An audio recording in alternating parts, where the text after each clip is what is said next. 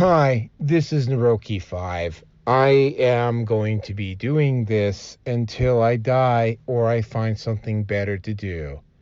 So please help me achieve this personal and, I think, noble objective by contributing to my Patreon or Subscribe Star. Link is down below. Every little bit helps. Thank you very much. And hello, everybody. Welcome to Red Pill Nation 411. Damn, you just missed a very wonderful exchange between myself and Mark Edworthy and Rearson about having Mark Edworthy try out Rearson's new Gimp suit, but sadly you missed that. You missed that conversation completely. Oh, don't you worry, folks. That's coming back up here shortly. I assure you. Anyway, V had to step away to take a phone call, so he will be joining us. Mark is just there, but he's not there. Don't know what's going on with that, right? If he's not going to respond or do anything, then I'm just going to remove him from the call here. Sorry, Mark. It's like you're not giving me any indication that you're involved in this. But so anyway, yeah, welcome to Red Pill Nation Hangout number 411. I am your host, Naroki5. With me tonight are Rearson, and well, V will be back at some point. I'm having to imagine I'm going to call him in at some point.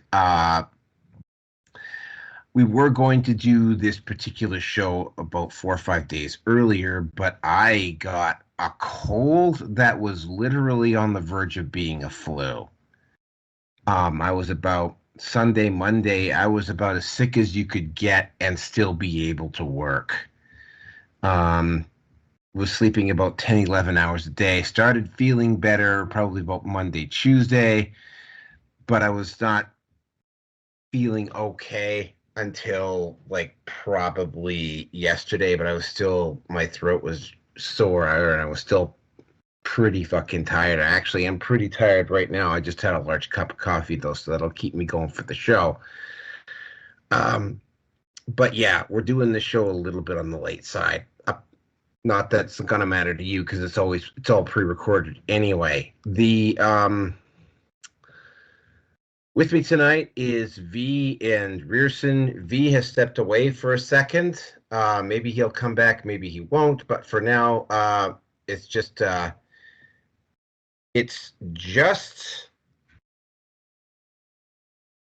Rearson. So Rearson, introduce yourself. Oh boy, it's gonna be another one of those freaking nights doing this in my lovely, ever happy, small two-bedroom apartment abode that I can't wait to get the fuck away from. Anyway, I just have to say this right now. I don't know what it is with Hiroki and his constant obsession with bringing up this whole Gimp suit thing. I'm kind of thinking he's really into it. I don't know what kind of kinky shit he's got on his 2+ terabyte drives of porn. And onesies. And the onesies. He's got things for onesies too. Well, I mean, if that onesie's got a hole to so you can rub one out, hey, great, that's fine. Hey, no judgment here. And on that note, which is disturbing because I know what the guy looks like.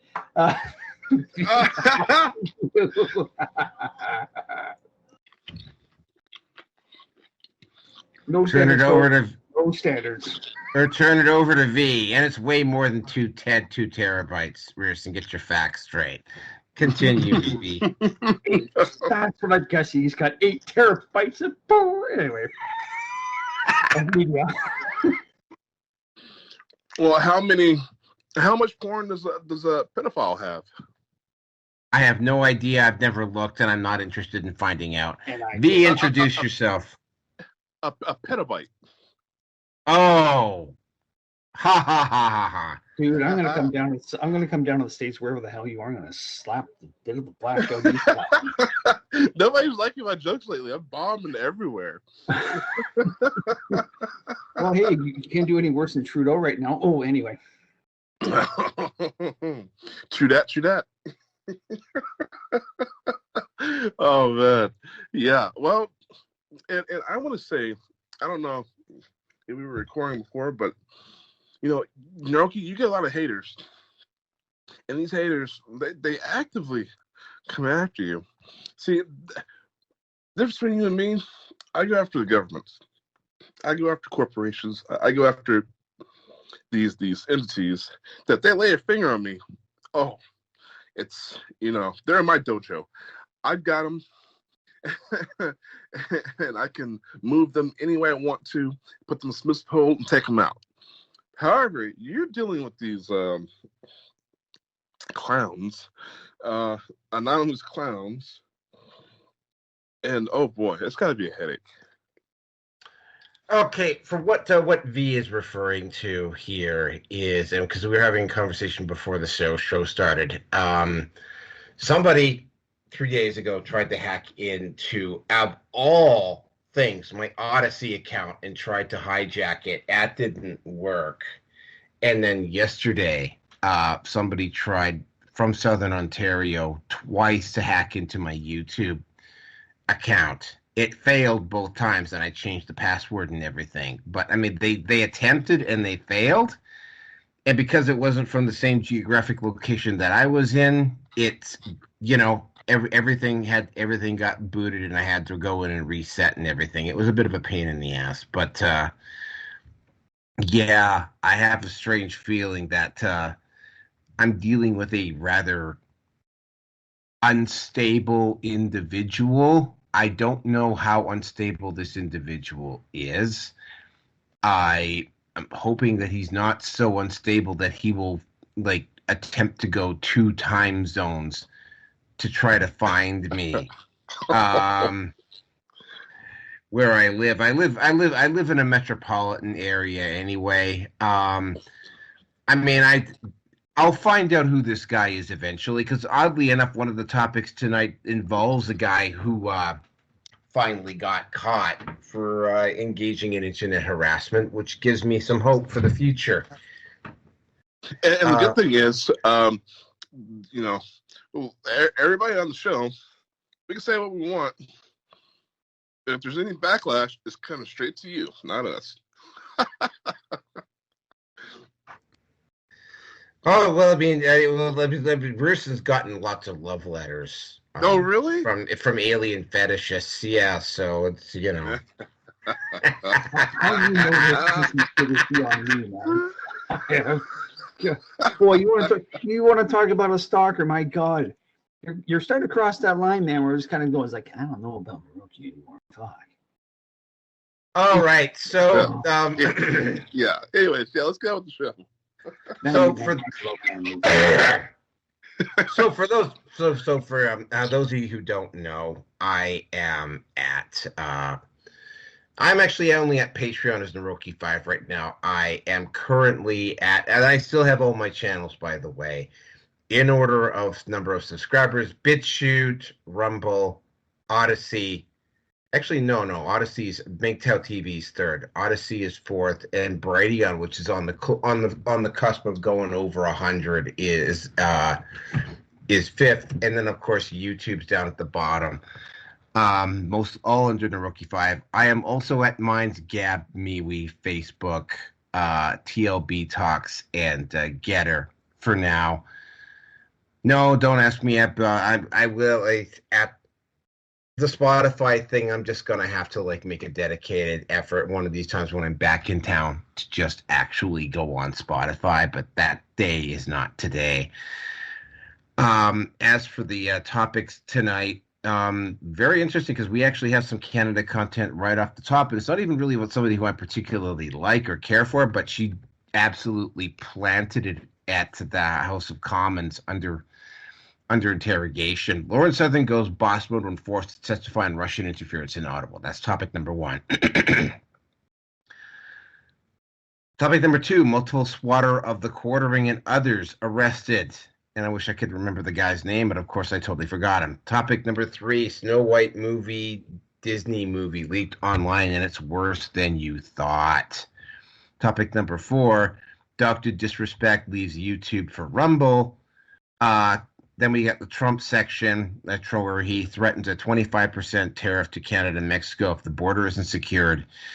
He has also announced that there's going to be an immediate ban on transgender personnel on the armed forces, like literally the moment he takes office. And number 5C. And I think maybe we should all just have a little bit of a whiny cry for this guy. Poor Rob Reiner. You know, he's in the psych ward. He used so much Orange Man bad hand bomb after Trump won that he used it all, and it caused mental damage. That's right, and that brings us to our and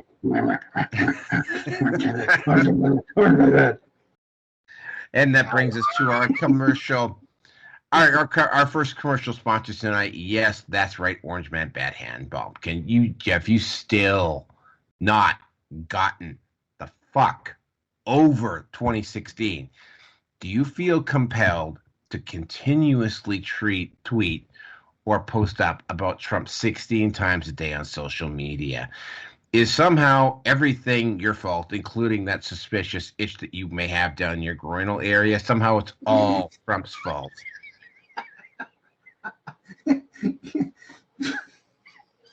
Is it Trump's fault that you're old?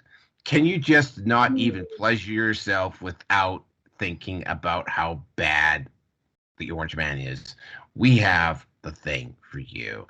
Well, we can't do anything about, while this product cannot do anything about the suspicious, and you don't want to really share why you got it, case of tendonitis in either whether your shoulder or your elbow.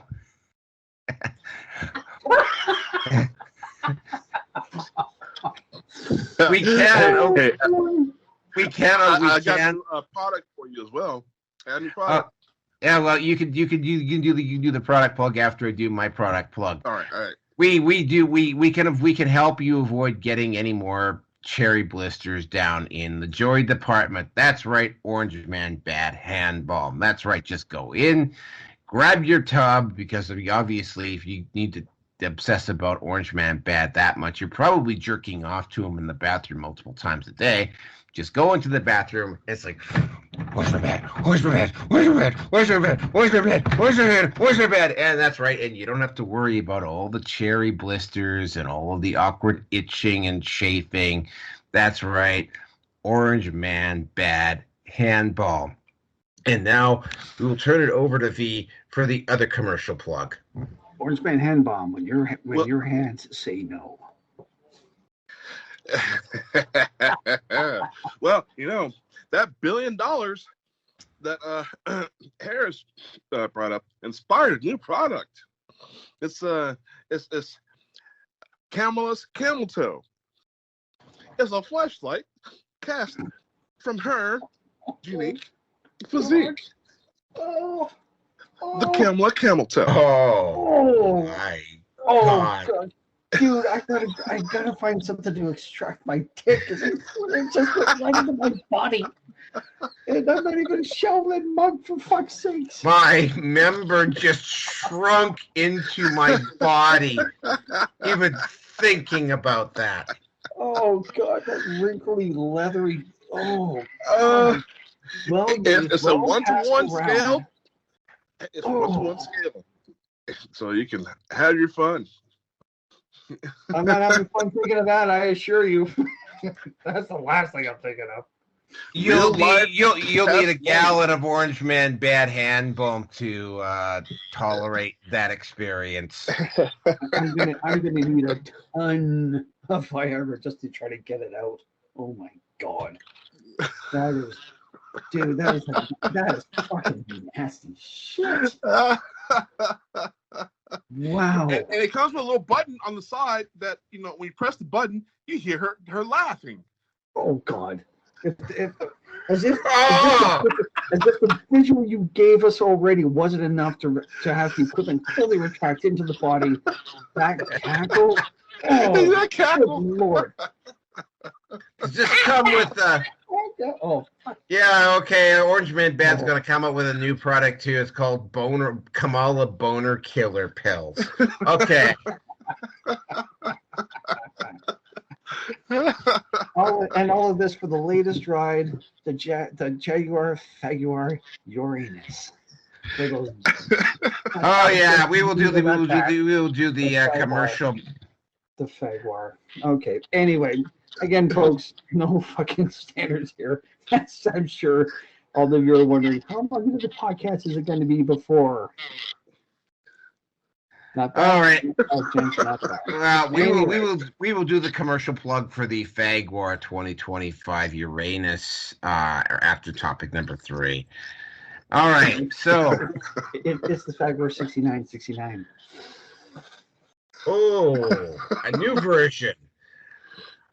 All right, so let me timestamp this and we'll get right into the first topic here. This one was actually a bit of a surprise. Honorable Chair, esteemed members of this committee, I would like to thank you for so enthusiastically inviting me to speak today. My name is Lauren Southern. I am a filmmaker, a YouTuber, and a proud Canadian. In late 2023, I was contracted to make weekly videos by a startup company called Tenet Media. Then recently, the U.S. Department of Justice released an indictment which alleges the founders of Tenet created the company in conjunction with 2 Russian citizens, with funding ultimately originating from the Russian government. Per the indictment, the founders of Tenet Media deceived the personalities they contracted regarding their alleged source of funding. I'll make a few points clear at the outset. At no point in my involvement with Tenet did I ever have knowledge of the allegations in the indictment. And 2, the only person who ever had any creative control over my videos was me. No one from Tenet or anywhere else ever dictated what topics I covered or what opinions I held. I always seek to fight disinformation in all of its forms, and therefore I have a duty to inform this committee that disinformation has been spreading within these very walls. Some in the media and even witnesses to this committee have attempted to paint a picture of Tenet as a hugely influential player in the political media landscape. This, frankly, is just not true. A previous witness to this committee, who went unchallenged, stated that Tenet Media controlled a network of over 16 million subscribers. This is not true. On their largest platform, YouTube, Tenet had barely over 300,000 subscribers. I believe the 16 million figure referred to the total number of subscribers among all of the personalities who had videos contracted or licensed by Tenet. Subscriber base is that, given all of the facts, Tenet had absolutely no control over. To claim that Tenet controlled those subscribers would be like claiming that a TV network had influence over the United States presidency because they air reruns of The Apprentice. The same witness claimed Tenet garnered over 1 billion video views and 20 billion impressions. I have absolutely no idea where those numbers came from. Very readily available public data shows that on its largest platform, YouTube, Tenet received only 16 million total views. Based on the witness's specious numbers, he asserted that Russia received extraordinary value for their money. Anyone with even a cursory understanding of new media would know, however, that $10 million for 16 million views on YouTube hardly qualifies as extraordinary value. In fact, it qualifies as a total failure. So there is, in fact, a silver lining here. If the allegations are true, it appears Russia did attempt to influence Western media, but they failed pretty miserably. Now, I know the chief concern of this committee is how this debacle may have influenced Canadians. Well, I was the only Canadian commentator and the only host that consistently discussed Canadian issues. In fact, if the company had any creative control over me, which they didn't, they probably would have asked me to stop making Canadian videos since they didn't perform very well. So if you were worried about this alleged Russian money unduly influencing Canadian issues, good news, didn't happen. And I'll be honest, it has been surreal for me to watch our government, experts, and media assert that scripts I would jot down in my notes app in a line at the grocery store were secretly part of a giant foreign influence campaign. Arguably, the largest actual impact on Canadians here has been the amount of tax dollars they've had to spend investigating this non-issue. Some in the media and this government seem to have concluded that the only reason a regular Canadian could possibly hold certain views that do not align with the current Liberal administration is because of pernicious, widespread Russian disinformation. I would like to propose an alternative hypothesis, and I know it may sound insane. I know this breaches the borders of conceivable thought, but maybe, just maybe, some Canadians consulted their own moral compass and decided they don't want this country funding foreign wars. Maybe they looked around them at the hospital lineups or housing prices and thought immigration might be a little high. Maybe they lost their business during lockdown and think, I worry about my freedoms in this country. Some in this government are hell-bent on drastically exaggerating the extent of foreign influence because they can't seem to stomach the idea. that they might be wrong about something and that a growing majority of Canadians legitimately and organically oppose what they are doing. They simply can't conceive that they are becoming unpopular naturally, so there must be foul play at work. Let me make this abundantly clear once more. No one but myself and my true experiences as a Canadian have informed my opinions. And to any members of this government who may be listening, I would suggest you familiarize yourself with these opinions because they are rapidly becoming the views of the majority of this nation. Thank you.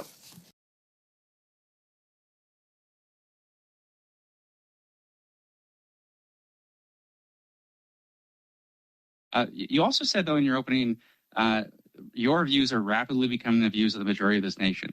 Do you think the Great Replacement theory is going to become the views of the majority of this nation anytime soon?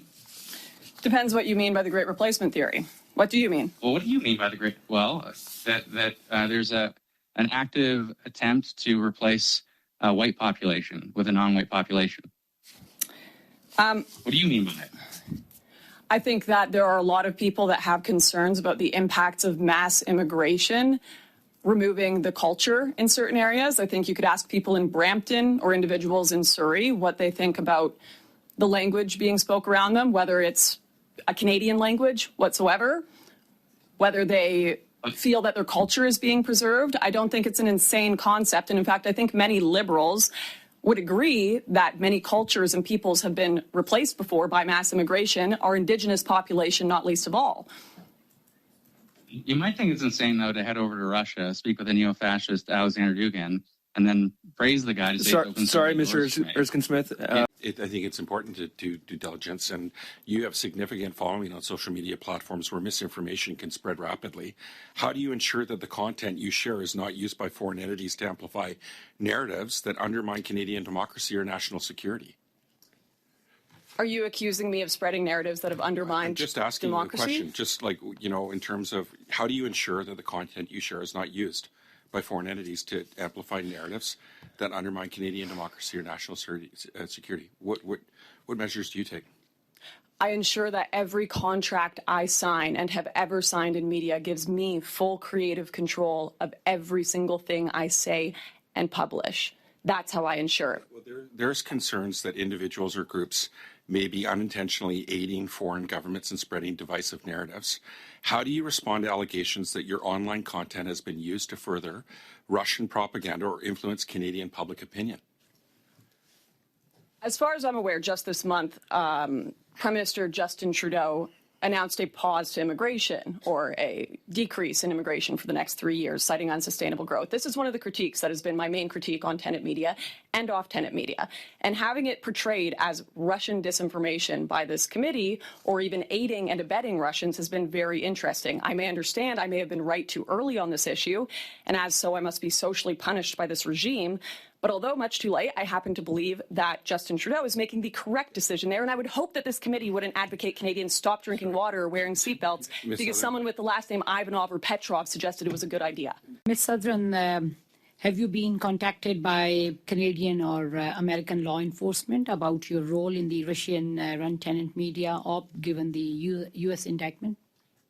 Yes, as I mentioned, CSIS came to my house while I was making dinner for my child and tried to speak with me, but did so in a way that I was not comfortable with. And I have also, quite frankly, experienced quite a bit of harassment and stalking from them. When I told them I did not want to speak, they called me dozens and dozens of times. They found my gym.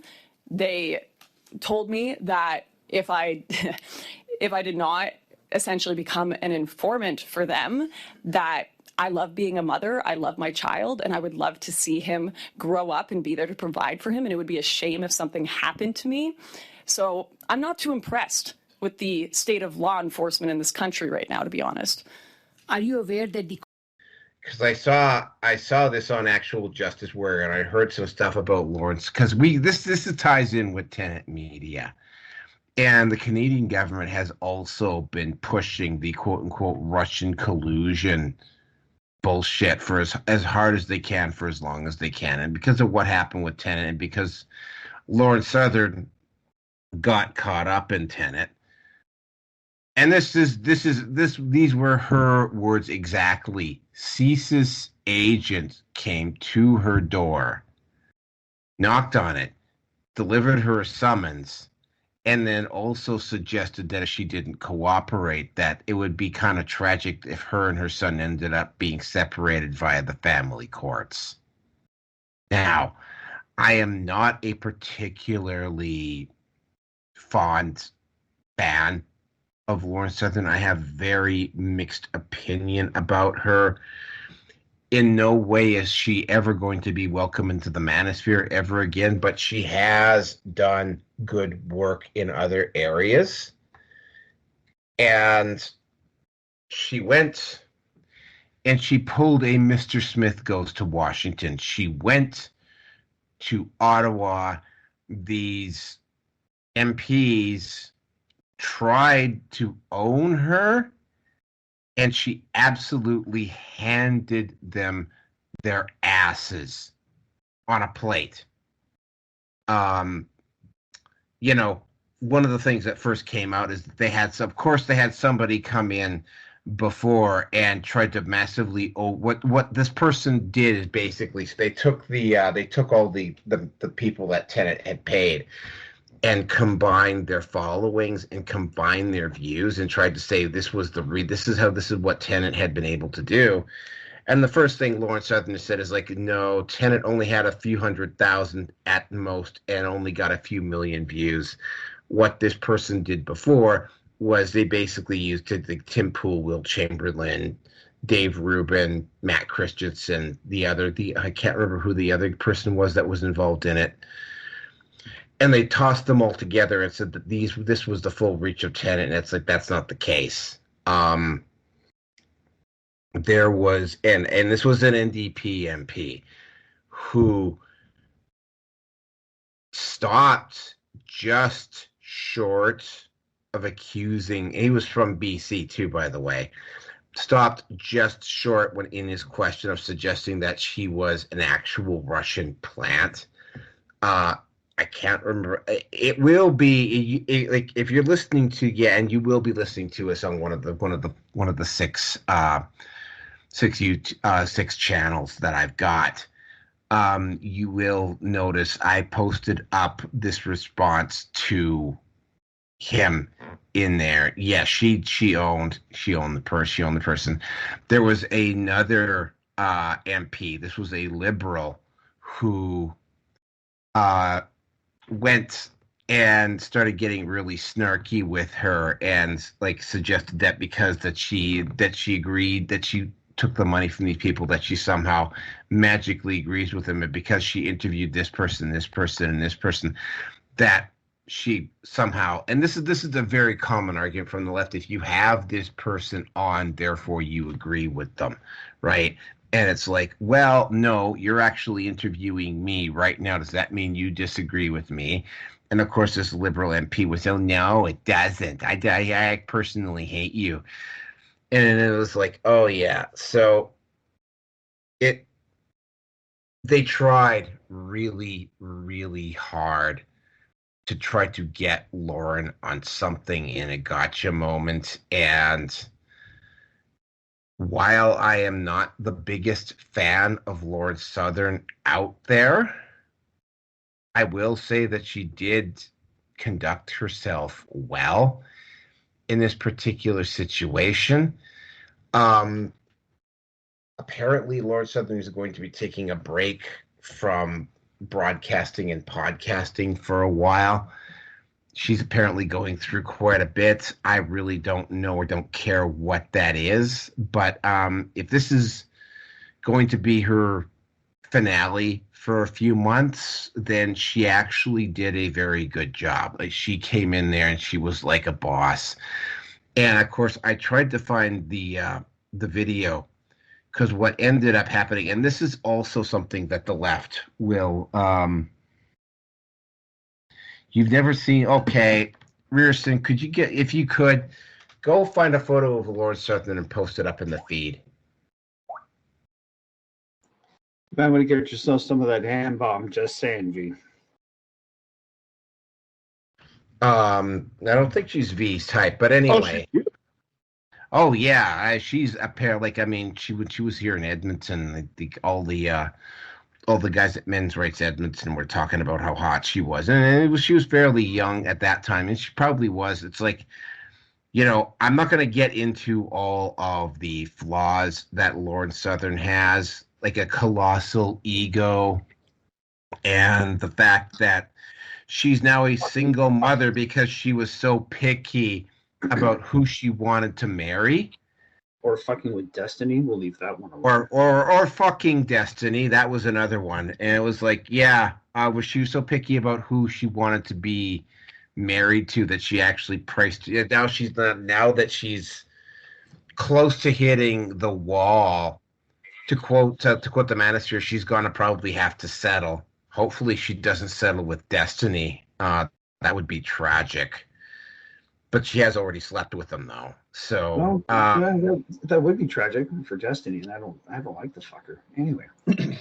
Anyway, so what ended up happening is this one liberal MP from Quebec, and this is something else that I've noticed that the left will do right at the end of a show, right when it's winding down, right, like these snarky little shits will say something about the person, like right at the end, and it's usually something that requires them to go into a long response, so they really can't respond to it properly. And of course, this has been used on Lauren before, and she called the asshole out on it immediately. As much as I hate to say this, that's something that if I have to ever put my face out there and I have to start dealing with this crowd using my face, I'm going to be keeping that in mind, because I've seen this used on Jordan Peterson. I've seen this used on Andrew Tate.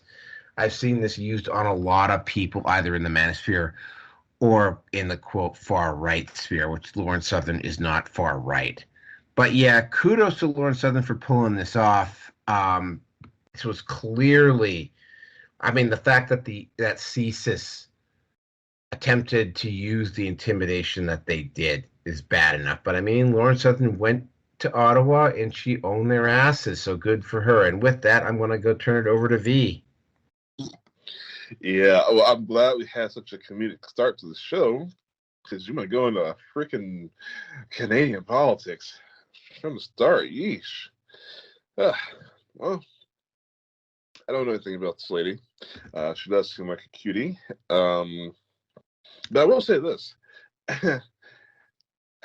and it infuriates me, because I've got experience with this. Once again, I did a show called Family Case Files. I had rotating guest hosts that they were either judges, lawyers, or family rights activists who would, and we would go over people's cases, family cases, and give them some advice. Something that I just see quite often, a lot of these family cases, they weren't, the children and the parenting weren't really so much of an issue, is that these people pissed off somebody else somewhere else. And so, the family courts are being used as bulldogs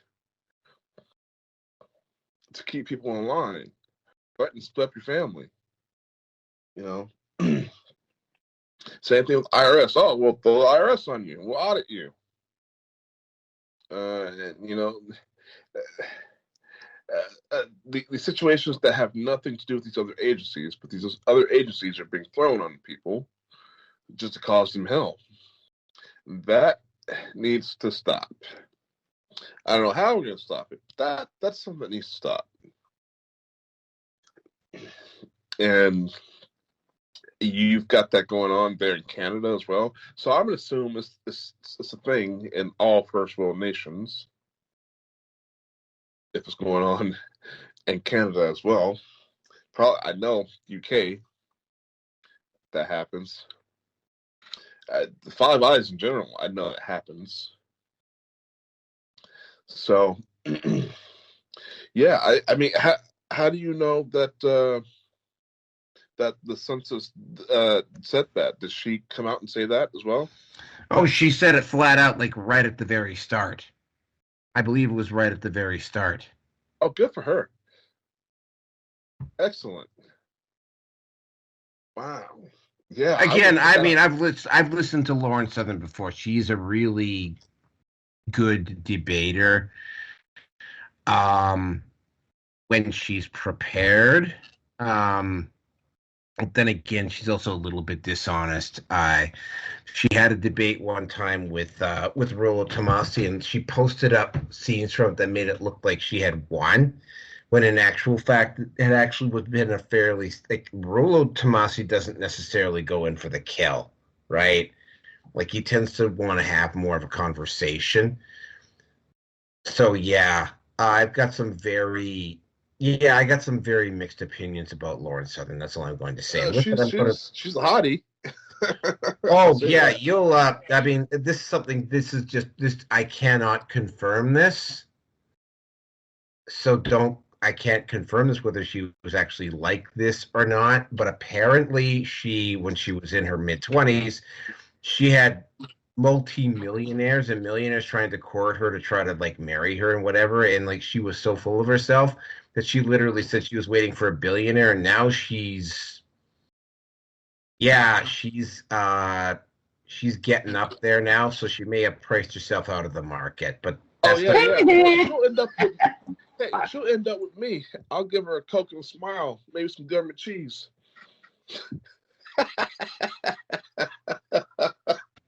All right. Okay, so are you done, V? Yeah. Okay, take it away, Bruce. Most things about this female, I either write off. Well, and at the end of the day, I can't stand the woman. I mean, she is articulate. She does think very quickly and fast on her feet, and good for her. I saw this as basically her, throwing Lauren Chen under the bus. I mean, really. And in this sense, I can't blame her, but when I look at her face and I hear her name, just this emotion of, negativity just comes up. And at this point, with what she's done, I'm not a fan. I mean, would I wanted to bone her a long enough time ago when she was on Rebel News? Yeah, I would have. But since I'm in the middle of my red pill rage at this point, I would have nothing to do with this female. So I listened enough, and that's only because of what, who would it have been? Either the pleb, or Vita Fry, or Moose on the Loose, YouTubers or Rumblers have said about her. I did not go out of my way to look for her content or look for this exchange. But then again, let's be honest, to say the least, if I had to make a choice between listening to her and trusting her or trusting politicians, I reluctantly would trust her. And that's not by much. So I see this as really as nothing more than one snake fighting back against a whole den of vipers. So, whatever. I cannot and will not speak highly of this female, so I never will. So I will leave it at that. And back to you, my friend. Yeah, well, I mean, I'm not going to get into a big, huge, to the pro with her. She did a great story about what was going on in South Africa when she was covering the manosphere, although she did it only to aid her career. She was actually doing it. It is literally, and she will, of course, deny it vehemently, but it was what gave her her start. I don't think she would, if she was just an average-looking woman, I don't think just like how Cat Canada probably would not have been hired by whoever it was. I can't remember who the hell it is she's working for right now, down in Calgary at this point.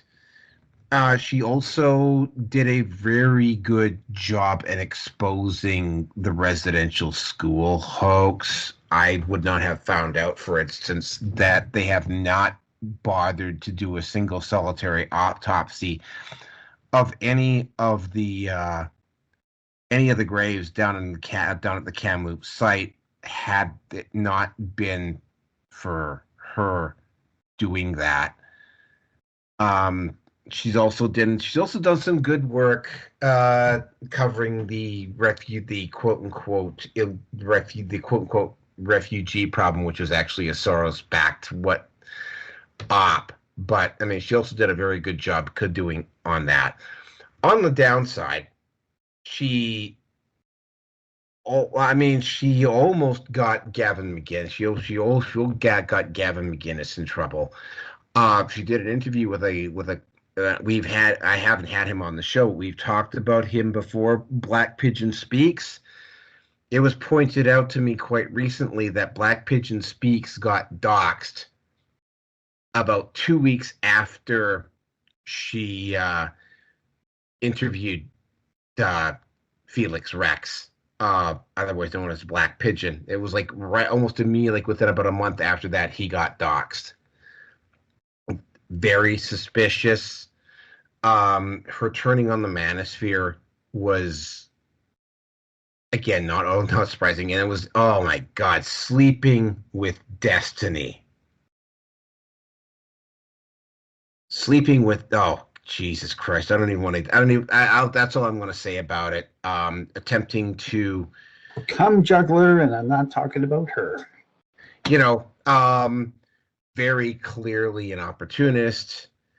There's just she's got a lot of ability, and yes, she's got a lot of skill, and she definitely knows how to use her looks to the best of her ability. Wouldn't trust her as far as I could throw her. And that's all I got. And I for one, and this is something that I say to everybody in the manosphere from now on, and I call it the Lauren Southern effect. I say to them, next time you see a pretty blonde fucking chick from either alt media or mainstream media come in and start asking questions, do us all a favor. Don't give up the ghost because some fucking pretty chick suddenly just says a couple of things that you happen to agree with. Just don't. And with that, we're moving on. Okay, this next topic. And this one was interesting because we've actually covered this one. The first time he got swatted, we covered it. It wasn't a very big topic, but we did cover it. He got swatted a couple more times, and Jeremy Hembling is very particular about swatting. And of course, this is something that a lot of the major YouTube content creators or alt media content creators have to be concerned about. And Tim Pool has actually had to go and get out his gun and go onto his property because some people were attempting to break in. He's had to hold shows where he's had to have everybody in one room because the place got swatted and the police have to sweep the place to make sure there's nobody there. So he's actually doing a show while this is going on. The first time Jeremy Hembling got swatted, the police just came in. Him and his wife were in handcuffs, lying on the ground, face down, as the police went through his place. It was very clearly the same individual. As opposed to Tim Pool and some of the other people that were right about this, Jeremy Hembling spelled out very, very clearly how potentially bad and dangerous it is calling the police department, saying that you're such and such a person living at such and such a place and that you have a gun and you're going to kill somebody or whatever, and the cops have to show up, right? I mean, I am so aware of swatting myself now that I have had to make a decision here that when I reach a certain level, and I am going to eventually reach that level, by the way, that I'm going to probably have to call my local police department, and I'm going to have to give them my name and my address and my phone number and everything. So if that happens to me, I don't have to worry about SWAT kicking down my door and putting me in handcuffs and dropping me on the floor. Well, this one kid, I believe he was out of California. They arrested, no, it was Georgia. He was in Georgia, sorry. Was apparently responsible for the majority of these swatting attempts. There's not a lot of information available on him because he committed all of this stuff while he was a minor.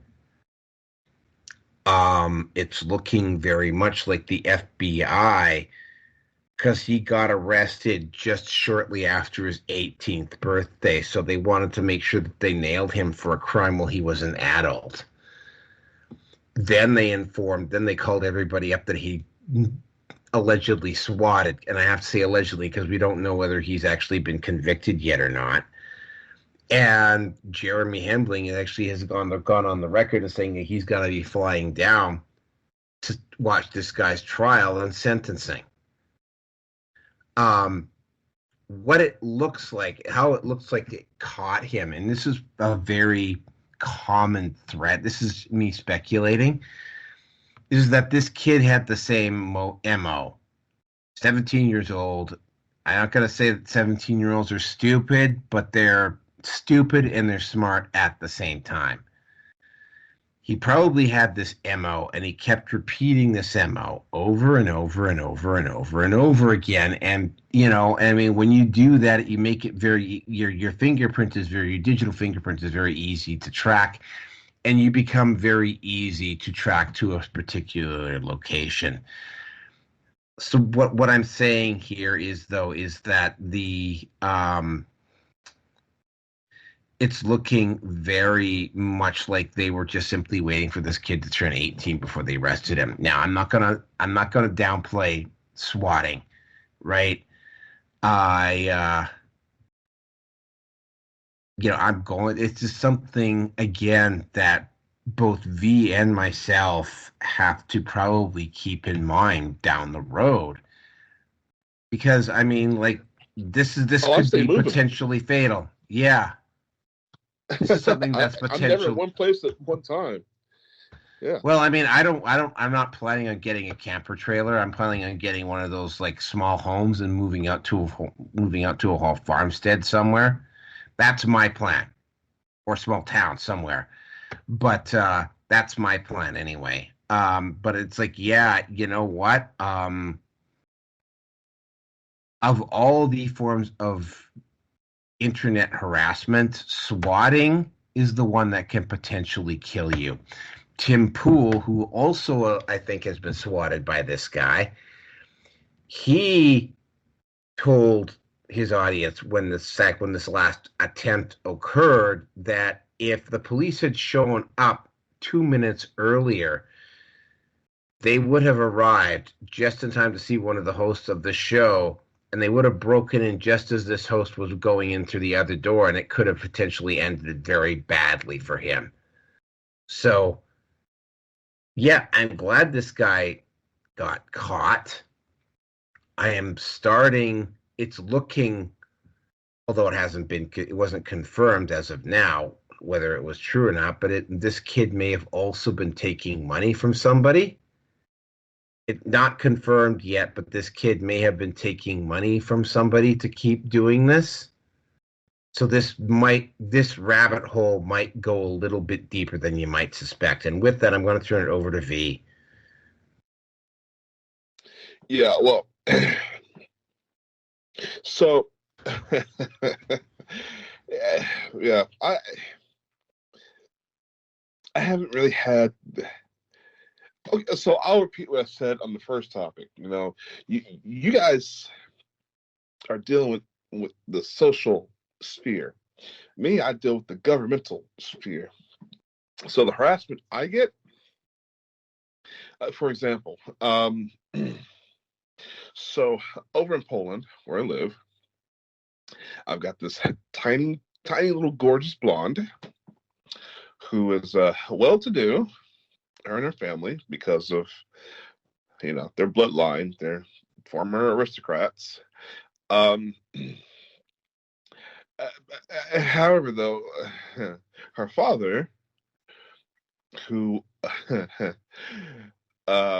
was a colonel in the army and then a colonel in their intelligence agency there, basically their feds.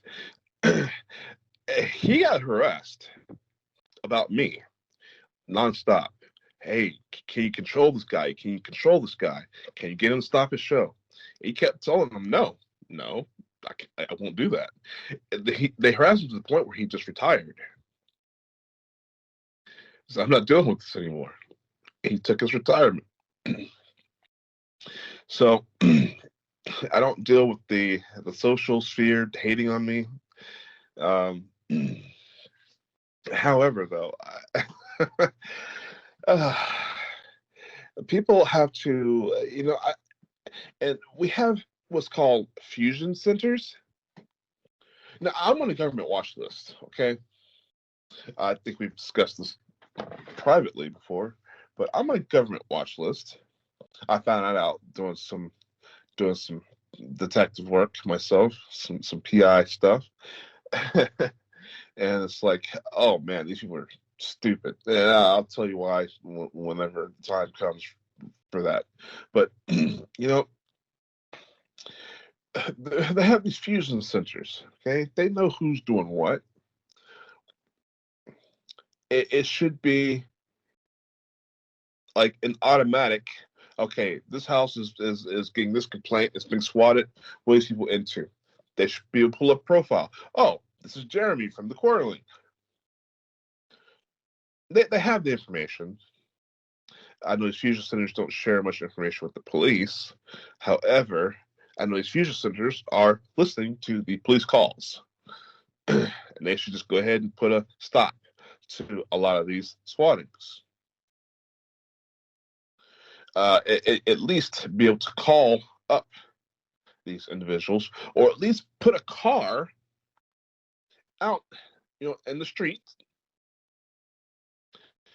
just to have an extra patrol go by, breaking into someone's home based on a call that's based on no evidence. It's unconstitutional. It really breaks the Fourth Amendment, because the government's not supposed to be in our homes. We're not supposed to have any governmental control within our homes. So the loophole is to have somebody else up in your business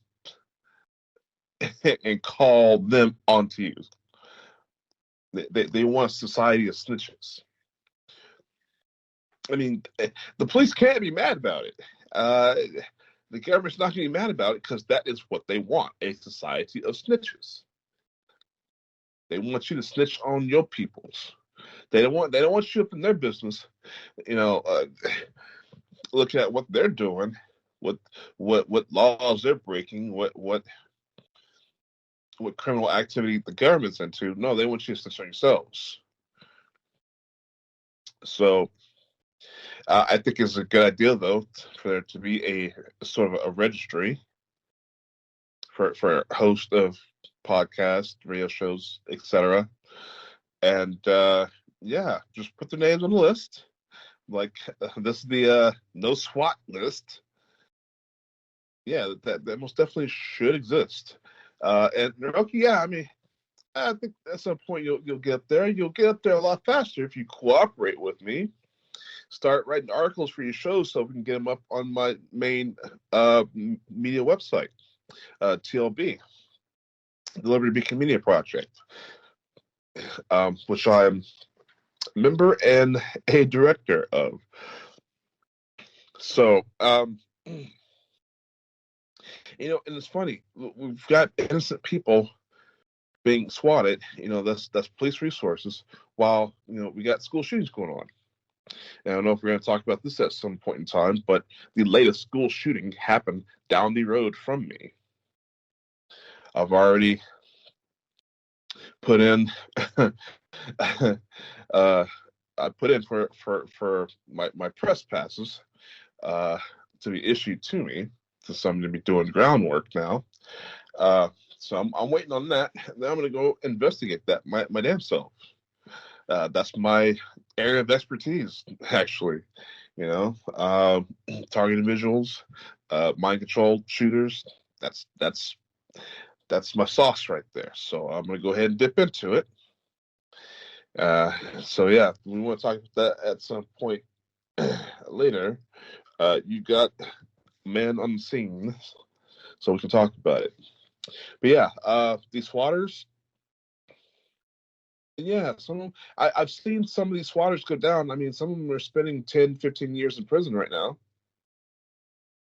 Because they were caught, as adults. I do believe that was done on purpose as well. Yeah, absolutely. I would have waited till they were adults as well. And yeah, you can see consequences. These people, and we got all these swattings going on, and these guys getting busted for it, but yet we still have these women that just get to walk away after they claim somebody raped them and it was proven false, and they get to walk away all willy-nilly free. And that's garbage. See how backwards our society is, how backwards our government is. Totally backwards. Anyways, pass it on to you, Roshan. Go ahead.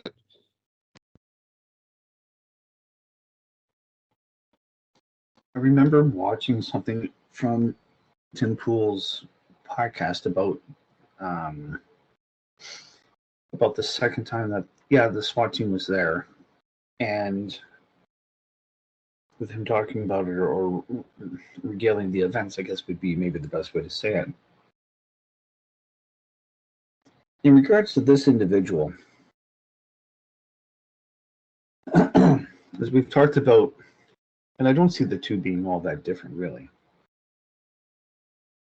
I'm curious to know, is this individual is or has been or is still on any psychotropic medications, shall we say head meds? Is the person a little bit deranged? Has there been any professional that he has been seeing? And is that professional closely associated with others that are likely to be involved with the mass shooters? I mean, the Quartering does have a substantial following. I mean, if he's still on YouTube, he doesn't have, I mean, he's still up there, but he doesn't have the numbers that he did before. And I know that on Rumble, I think he's doing much better. Actually, that might be it too. It's because maybe that he is on Rumble, that he's got more freedom to actually talk about what he wants to say rather than have to self-censor. And I mean, there could be, well, what was it that you had posted up there, that Rumble has about 10% of the viewership that YouTube has? I mean, nothing can stay on top forever. I mean, besides death and taxes. But I mean, to me, these are just questions that I've started to ask going back as far as 2015, 2016, somewhere around there. Maybe it's really about, I'd say about somewhere between 2014 and 2015. Like what's really going on? And then there was that guy that was involved with Kanye. And he seems to be involved in celebrities that have had their meltdowns, or there's been a personality change in what they say or do. So there are a lot of questions that need to be genuinely deeply asked rather than just what's been done on the surface. So what Naroki has said about this being a rabbit hole, I think that's a very polite way to put it. I wouldn't be the least bit surprised that this was far more sinister. I'll say it as that.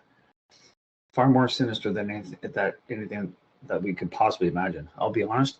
I wonder if this individual has been MK Ultra'd. I mean, fuck, Lord knows anything's possible. So we've got something here from Hungry Minds. Oh wow, that's so beautiful. I could cry.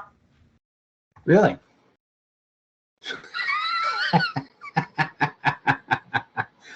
Whatever it is that you're watching, you might as well stop because I got nothing more to say. I was pretty much done at that point anyway. So, Naroki, let's get you. I just walked back in the room. Are we playing some hardcore adult films in here? No, we're not. I was looking up a story for 412. The Hawk Tua. Oh, her. Yeah, we will be covering her. You mentioned something right at the start. All of a sudden, I can't remember what the hell it is. I think that's going to be one of the topics too, but I can't remember what the hell it was you were talking about. Me? Yeah, no. Rearson. Yeah. What's that story you were mentioning? Story. You remember? No, not really. I mean, well, you're going to have to go back and listen to it again. Yeah, I'll go back and listen. All right, so let's get on with the next topic here. Things are going along rather briskly tonight. Okay, so the next topic. Oh, can't really say I'm overly surprised that somebody in Disney went out and leaked this. I will throw in one other thing. We're going to have to put some pressure on Jaffe because I am willing to move this to another day to accommodate him because we're going to be talking about this. I got the South Korea situation listed as one of the stories because the president there declared martial law. And if Jaffe can make it on a specific day, then I'm going to have it on that specific day as opposed to tomorrow, but we'll talk about that later. But yeah, no, as of right now, yes, the Snow White Disney was leaked online. It got absolutely horrendously torn to shreds because it was as bad as everybody thought it was going to be. Things are so bad. Things are so bad for Rachel Zegler now that I don't think, if I was Rachel Zegler, I would maybe scale down my expenses a little bit and just go and do television parts for a few years and maybe go do some independent movie stuff. And just go very, very quiet for a while, although I don't necessarily know whether Rachel Zegler is actually smart enough to figure that out. Rachel Zegler has done so much stupid stuff that you almost feel sorry for her, but at the same time, I mean, she was doing this at the behest of a studio, Disney, that... And let's face facts, when James O'Keefe exposed a lot of the stuff that was going on at Disney, I wasn't all that surprised. But I mean, it wasn't just what James O'Keefe exposed. It was and you noticed that it stopped. I've noticed that it stopped happening this year, but it was the ongoing regular parade of Disney employees that always seem to get caught up in child pedo stings every single year. And I mean, I got to point something out here because I mean, I've been criticized for this in the past. It's like you seem really obsessed with pedos and you seem to talk about pedos. It's like, I mean, I didn't, and Bruceson was there when I came up with this concept. I didn't set out when I started RPN, Red Pill Nation. I didn't set out to start going around exposing pedos. In fact, I completely ignored the Wayfair story because it had direct pedophile connections, and I really didn't want to get into it. And Rearson really wanted to do that story at the time. And I mean, I looked back at it later. I thought, well, maybe I should have done that story. But it was a little bit off what we normally do. But I mean, I don't go around looking for pedophiles. They just keep popping up. Well, do you know why Reiner wanted to do the pedophile story? Because next to his gimp suits stuff, that the pedophile stuff is terrible. The gimp suit stuff looks normal right next to that. Doesn't feel so bad. I will track you down. I will hunt you once I cross the border. You're on my list, asshole. It's like somebody like went into his closet, saw him getting into a gimp suit. He's like, wait, no. I know some pedophiles. You want them, not me. All right, Z, I gotta ask you, what kind of tracking shit have you put on my phones, man? Because it's just gonna be Japanese porn, man. That's it. That's all. Yeah, well, the stuff we have on him, with all the BBW stuff, is just, I almost wanted to rip my eyes out. So, I mean, there you go, right?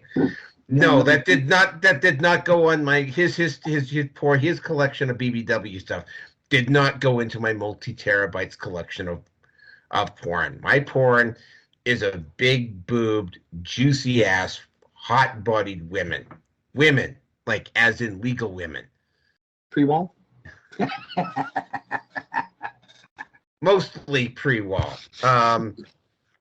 See, there you go, fat shaming again. There you go. Okay, yeah, all right. So, anyway, so Rachel Zegler it's like, well, she did do it to herself. I think we'll both agree, all three of us will agree on that. But Disney, even before the pedo stuff, even before some of the other questionable business decisions, and keep in mind here, we're dealing with a record now that's going on almost back to the Will Eisner era, back when they were doing Beauty and the Beast and whatever. I mean, I can remember getting out of Vancouver Film School, and there was a person who's no longer a friend of mine. Actually, he's dead now, but he died from cancer, and he's an asshole. But at the time, he wasn't. He was still a friend of mine. And he worked down in California for a while, and he was telling me that the Disney studios in Burbank were known as Mauschwitz. And this was like the mid-2000s. So Disney has had a toxic reputation going on a couple of decades now. And they were able to get away with stuff for a very long time because the media would intentionally ignore them. And, either and BlackRock had bought up majority in most of the media companies and whatever, and they were able to get away with it because nobody was covering it, except for independent media. And it was just ha, ha, ha. It's those quaint people on the internet. Well, you get to now, and you can make a very poignant and powerful argument that Joe Rogan is potentially the most important celebrity on the planet right now, the most influential celebrity on the planet right now. And the people who are quote unquote just on the internet, it's not just the internet anymore. And attempts that have been made by the establishment to control and censor the internet only work when the CEOs of those tech companies play ball. And if they play ball too much, then alternatives sprung up, which is exactly what happened. And now those alternatives, in particular Rumble, for instance, has gone in and taken a bite out of starting to take a bite out of YouTube. So it's not really that big of a surprise that somebody at Oh, for God's sakes, Steve Rearson, find a photo of Hawk Tua and just post her up. I'm not overly familiar with Hawk Tua either. Okay, I'll just very quickly intervene in this one. This is going to be a topic that Naroki was already talking about. She basically was a nobody, recorded on being asked a question. I don't know what the question was, but she basically just said and spit on it and go to town, basically. And we're guys. Whoa, really? Yeah. So for everybody listening, I had asked in the chat what the hell is a Haktua. And yeah, okay, like going to town, like, oh wow. Well, she's on her knees, gonna do her business with the mouth and whatever else, and spit on it and make it wet, and that basically that's the extent of what I know of this one. She got involved with cryptocurrency, but again, Naroki's going to talk about that with another episode, so we won't go into that. Okay, all right. Okay, so yeah, getting back to Disney here. Yeah, so Disney knowingly picked, and I gotta emphasize, they also knowingly picked Brie Larson as well. I have absolutely no doubt in my mind that they picked Ziegler because Ziegler, and she does appear to be an absolute true believer in the cause of wokeism, because she literally cannot stop. And I mean, it's not like Brie Larson. Brie Larson was in her 30s. When Brie Larson had realized that she'd stepped over the line, she backed. I mean, as dumb as her decisions were, Brie Larson figured out immediately that she had stepped over the line and backed the fuck off. Like really almost like put it in reverse and started backing off. And she's been able to keep her mouth reasonably quiet ever since that debacle with Captain Marvel. And I'm still going to maintain to the day I die that the porno parody of Captain Marvel was better than the actual movie itself. But that's getting out. But Rachel Ziegler is in her early 20s. She's very clearly grown up in a bubble. She's not nearly as worldly, and she's not as experienced, nor does she have the pedigree or even the talent that Brie Larson has. I mean, she hasn't been in a single movie that's been a hit yet.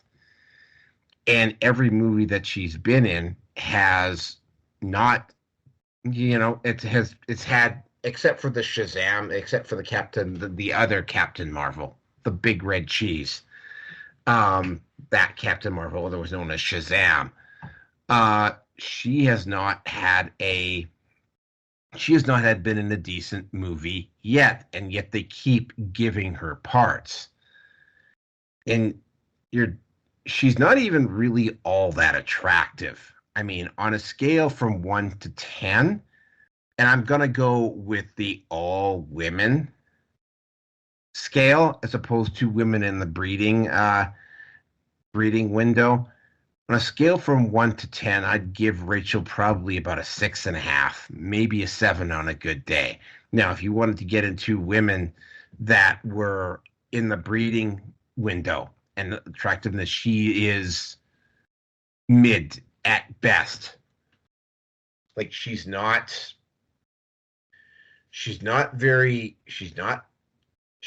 wow attractive.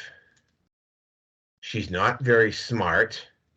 She's not particularly good looking. So, and there's no way that you're going to tell me with all of the women down in... Go ahead and say what you're going to say. She doesn't have... She got no tits. She's got no titties. She got no boobies. No boobies. Nothing more tragic for a woman than a woman that really doesn't have a nice set of testicles. Yeah, she's got she's not particularly. She's got boobs. Okay, yeah, there I said it. All right. Oh yeah, One standard, no standard. Zip, zilch, nada, fuck. It ain't coming home to roost. So the whole thing with this is that, I mean, yeah, so you've got an actress that is not, and of course, right, some of the stuff that she's done since being in the whole debacle about Snow White and the fact that Snow White is a Caucasian German woman and Rachel Zegler is a brown-skinned Hispanic was bad enough. But Rachel Zegler cannot keep her mouth shut. Her co-star Gal Gadot not only is Gal Gadot Jewish, which by the way doesn't mean anything to me, but she's Jewish from Israel, and Rachel Zegler went out and posted stuff up in support of both Gaza and Palestine, even though she knows that Gal Gadot, not only is she Jewish and from Israel, but Gal Gadot actually served in the armed forces of Israel when she was younger. So, yeah, it's just been, you've got the toxicity of Rachel Zegler, and you've got just the toxicity and just sheer hubris and arrogance of Disney Studio. And they've just had a really bad year, and it got worse for them because one of the employees inside the company grabbed, I'm not sure if it's the final cut, but he grabbed a raw footage cut. I'm guessing a raw footage, which is basically, there's like, when they're editing a show, right, there's a series of cuts that are done, right? In each one, when it comes out, it's like they make some editing choices, they make some things, they want to change this, they want to change that, they need to alter this, they need to alter that, and then they go back and they go and run it through another run of post, basically. And I'm guessing what happened is that they either didn't secure the footage, or somebody with access to the footage who works in the post-production department grabbed this, went over to the internet, and leaked it with the intention of embarrassing the fuck out of Disney. And then obviously I'm thinking it's probably a disgruntled employee or somebody who's disgruntled at the management team of Snow White. And yeah, it's like this movie, it's not going to break $1 billion at the box office, but I mean, they put so much money into this movie, and between Rachel Zegler and the mistakes that Disney has made, I mean, there's just like the only option they really have, other than releasing it on television, is to release it in theaters and try to get something back for it. But now they won't even necessarily be able to do that. And I'm like, how much of this is Rachel Zegler and how much of this is actually the arrogance and the hubris of the Disney studio that they pissed off? And it had to have been somebody on the inside, that they pissed off one of their own employees to the point where this employee would grab a copy of one of the cuts at post and would go and post it online. And yeah, they did it to themselves. That's all I'm going to say about it. And with that, I'm going to turn it over to V.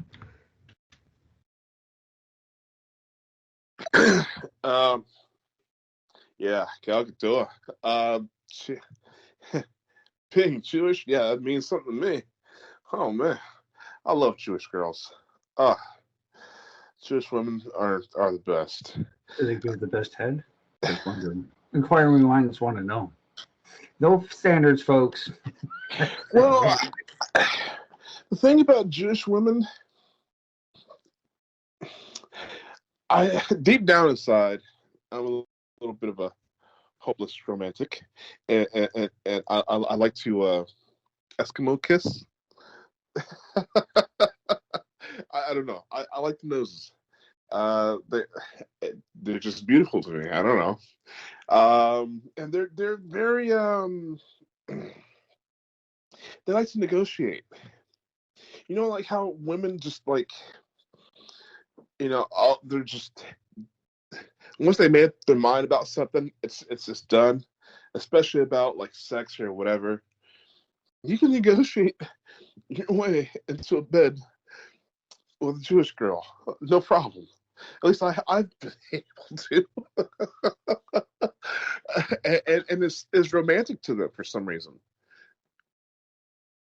And so I can get down like that. I don't want to.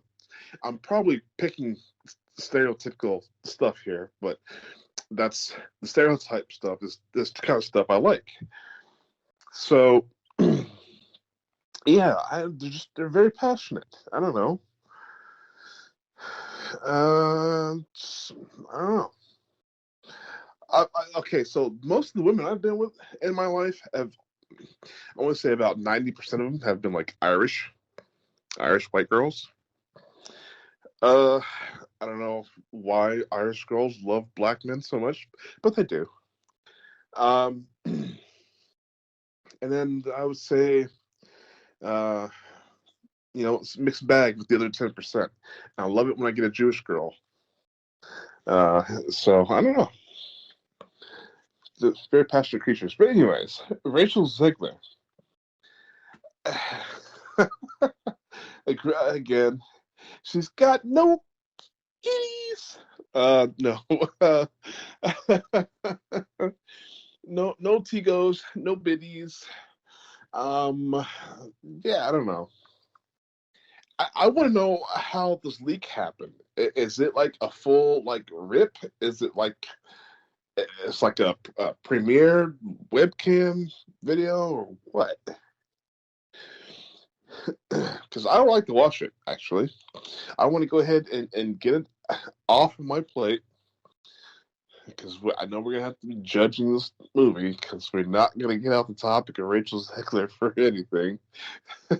And no, she needs to be berated. She needs her little bubble popped. I do agree.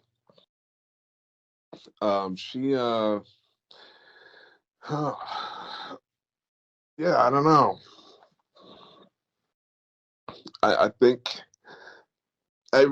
people just need to stop giving her attention. All this hate online, the controversy, and we're in media. We know that, any bad press is still good press. So as long as she's in the limelight, pissing people off, she's got options to do projects that are going to piss off more people that others would like to grab her for. If we just stop paying attention to her, then she'll be useless. Yeah, she will have to resort to counting her money and doing some commercials, maybe some independent work. Oh, and speaking of independent work, let me selfishly plug myself here. Yes, movies coming up. I will be playing Detective Plano in a movie called Carly. I actually just got the final copy of the script today. And yeah, so I'm going to be basically the main character in the movie. So people, stay with us so you get updates on that. I'll tell you guys about it on my show and this show, and maybe we can get some get some drive for it. I'm really wanting Robert De Niro to see me at a film festival. That would be awesome, So, and then maybe if I do a few more of these movies, and I can actually cross paths with the fallen Rachel Zegler, maybe I can pull something into her world and make her a better person. You never know. With that, I'll pass it to Pearson.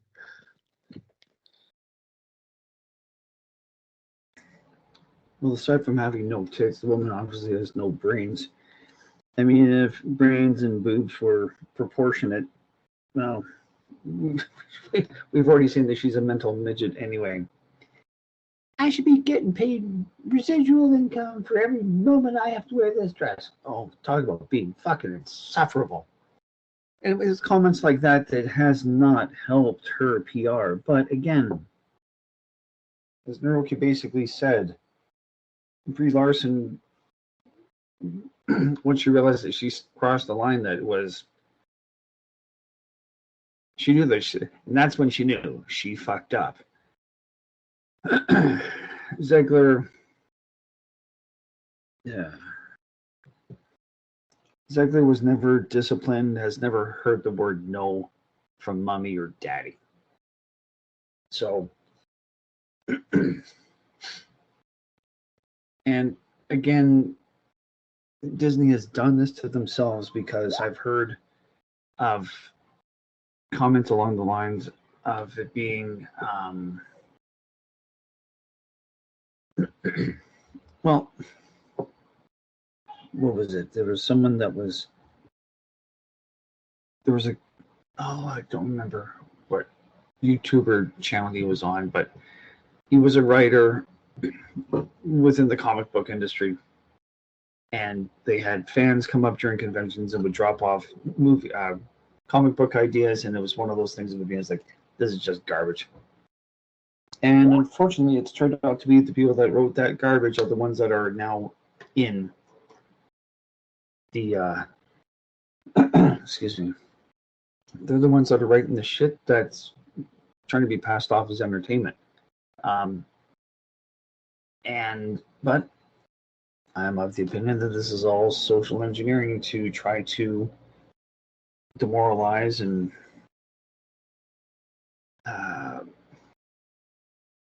that guy that had the guy that defected from the Soviet Union back in the 80s, and he was recording, he had a conversation. Bezmenov, Yuri Bezmenov. Thank you. There was something along those lines. And things that Bezmenov has basically has warned us about years ago is now coming to fruition. Like, it really is. And people are now waking up to what's going on, and that's fine. So, and I've also heard too that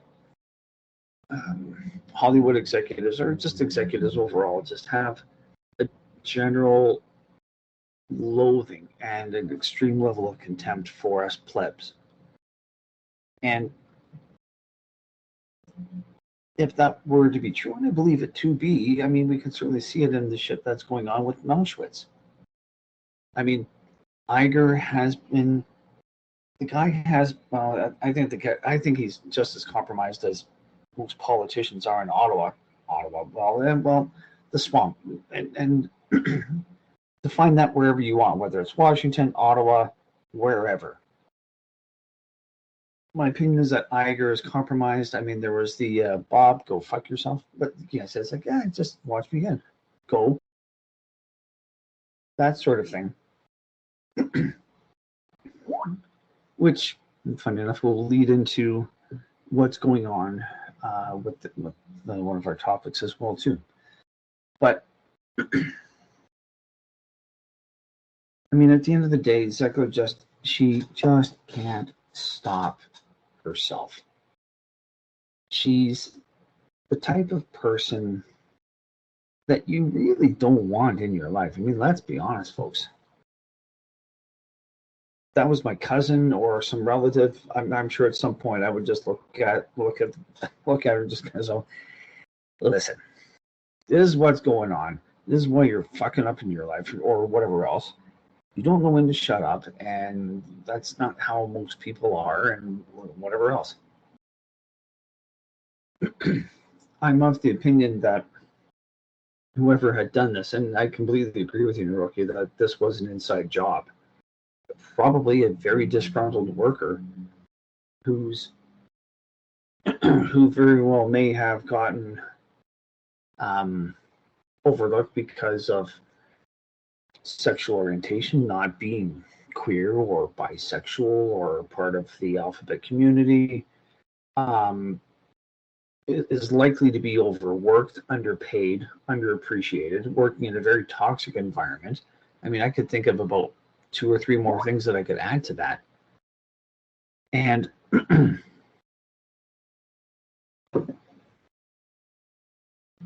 Disney knows what they need to do. They know what the audience wants, and they're not going to give it to us.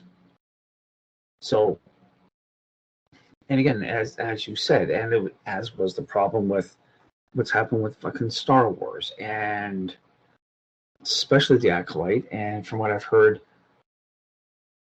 the first 2 episodes of Skeleton Crew are A friend of mine's watching, and he just said if it wasn't Star Wars, it would be half decent, but because it is Star Wars, it's not the same thing. There's no feel to it. It's just wrong, or whatever the case may be. Firearm ban. Oh, yeah, with Ukraine. Yeah, that's right. Okay, anyway. But I mean, what kind of pissed me off was Ziegler. Specifically, I didn't care much of the shit that she was saying. I mean, as far as I'm concerned, she was just showing us being a loudmouth schnook, for lack of a better way to say it, from the Looney Tunes days, to say the least. She's a little attention whore. You know, it's me. The spotlight's got to be on me. To me, the line that she crossed is, you know, I should be in Star Wars because there's a ship that has the same initials that I have. I looked it up just out of curiosity. What the fuck's she talking about? And it's the A-Wing, the RZ-1. I'm like going, no. If Darlene Kennedy was that stupid to put her in a Star Wars, assuming it survives, or doesn't get bought up by Elon, but we'll leave that alone. If that line was ever crossed, that would be the nail in the coffin that I would walk away just completely going, yeah, no, fuck this. So, given the delusion, and that's about the only way to say it, Disney is so toxic, they have their head shoved so far up their collective ass, every time they fart, they think it's fucking fresh air. I wish that I could say it more politely, but that's what I see. That's what I think is what's going on. They think they know better. They think that, well, again, because of the corporate overlords, the trifecta, which we've mentioned time and time again, BlackRock, State Street, and Vanguard, plus whatever else they've got their fingers into, other companies, pretty much guarantee you that they think that they can do no wrong, and they have done no wrong because of the message. Disney had this coming a long time ago. That Captain America 4 movie, New World Order, or whatever the fuck it's called. I mean, that's not going to make a profit just because of the extensive reshoots. So at this point, everything that Disney receives is everything that they deserve. And they've done it to themselves. So fuck them all. So, excuse me. I got nothing more to say. Actually, I want to add on to that. Yeah, go ahead. And please forgive the dogs in the background. Again, I'm being hosted by some friends. I'm not in my controlled environment. I'm looking at pictures of her. She's there's this thing, like when women have that like frown. When they have thick lips, they have that frown. It's super, super duper sexy. But when they smile, it just turns to like rubber band lips. And with her eyes, how far apart they are, she just doesn't look human. So it's like she goes from super sexy. She's very beautiful. If she keeps that like reserved, I'm better than you frown look on her face, but she turns to a cartoon character as soon as she smiles. So she goes from like she goes from like an 8 to like a 4, like real quick. So I don't know. Well, honestly, man, fair enough. I mean, Asian women are my thing. I could see a woman that's on the beauty scale of about a 5, but if she's a 5 and she's Asian, it means she's like closer to a 6 or 6.5, whatever the case may be. But that's what floats my boat, and nothing wrong with that. At the end of the day, this woman has said and done so much to ruin any career that she may have, that if she were the last woman on earth, it'd be like, let's see, Cliff, fall to my death, or repopulate with her. Cliff or her? I'll take the cliff. No, you gotta take her over the cliff with you in spirit. Why? Why the human species would be doomed at that point? It was like, you leave her alone. She's the last person on earth, and people like her will lose their mind a lot fucking sooner, and there's no one to help her out. Yes, I am that much of an asshole. Anyway, asshole aside, I got nothing more to say. If you want to add to that, great. If not, Rookie, it's all back to you. Well, actually, it has been found, and I read a lot of science journals, stuff like this. It has been found that women have it in their genetic code to actually conceive children without a mate. It was some DNA that they found in like females' bone marrows. It's something that can develop in the bone marrow that will go in the bloodstream and impregnate themselves. So miraculous conception is possible. Would that not possibly create a bunch of inbreds?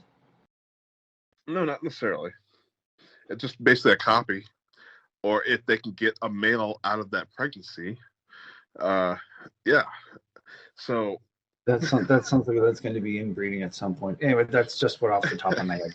Anyway, interesting. That's why I said take her over the cliff with you. Okay, well that makes more sense. And folks, I'm going to go to bed a little less stupid. Anyway, and on that note, I'm done.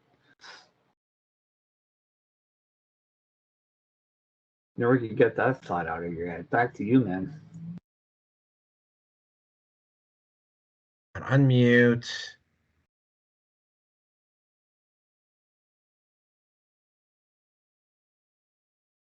We got you.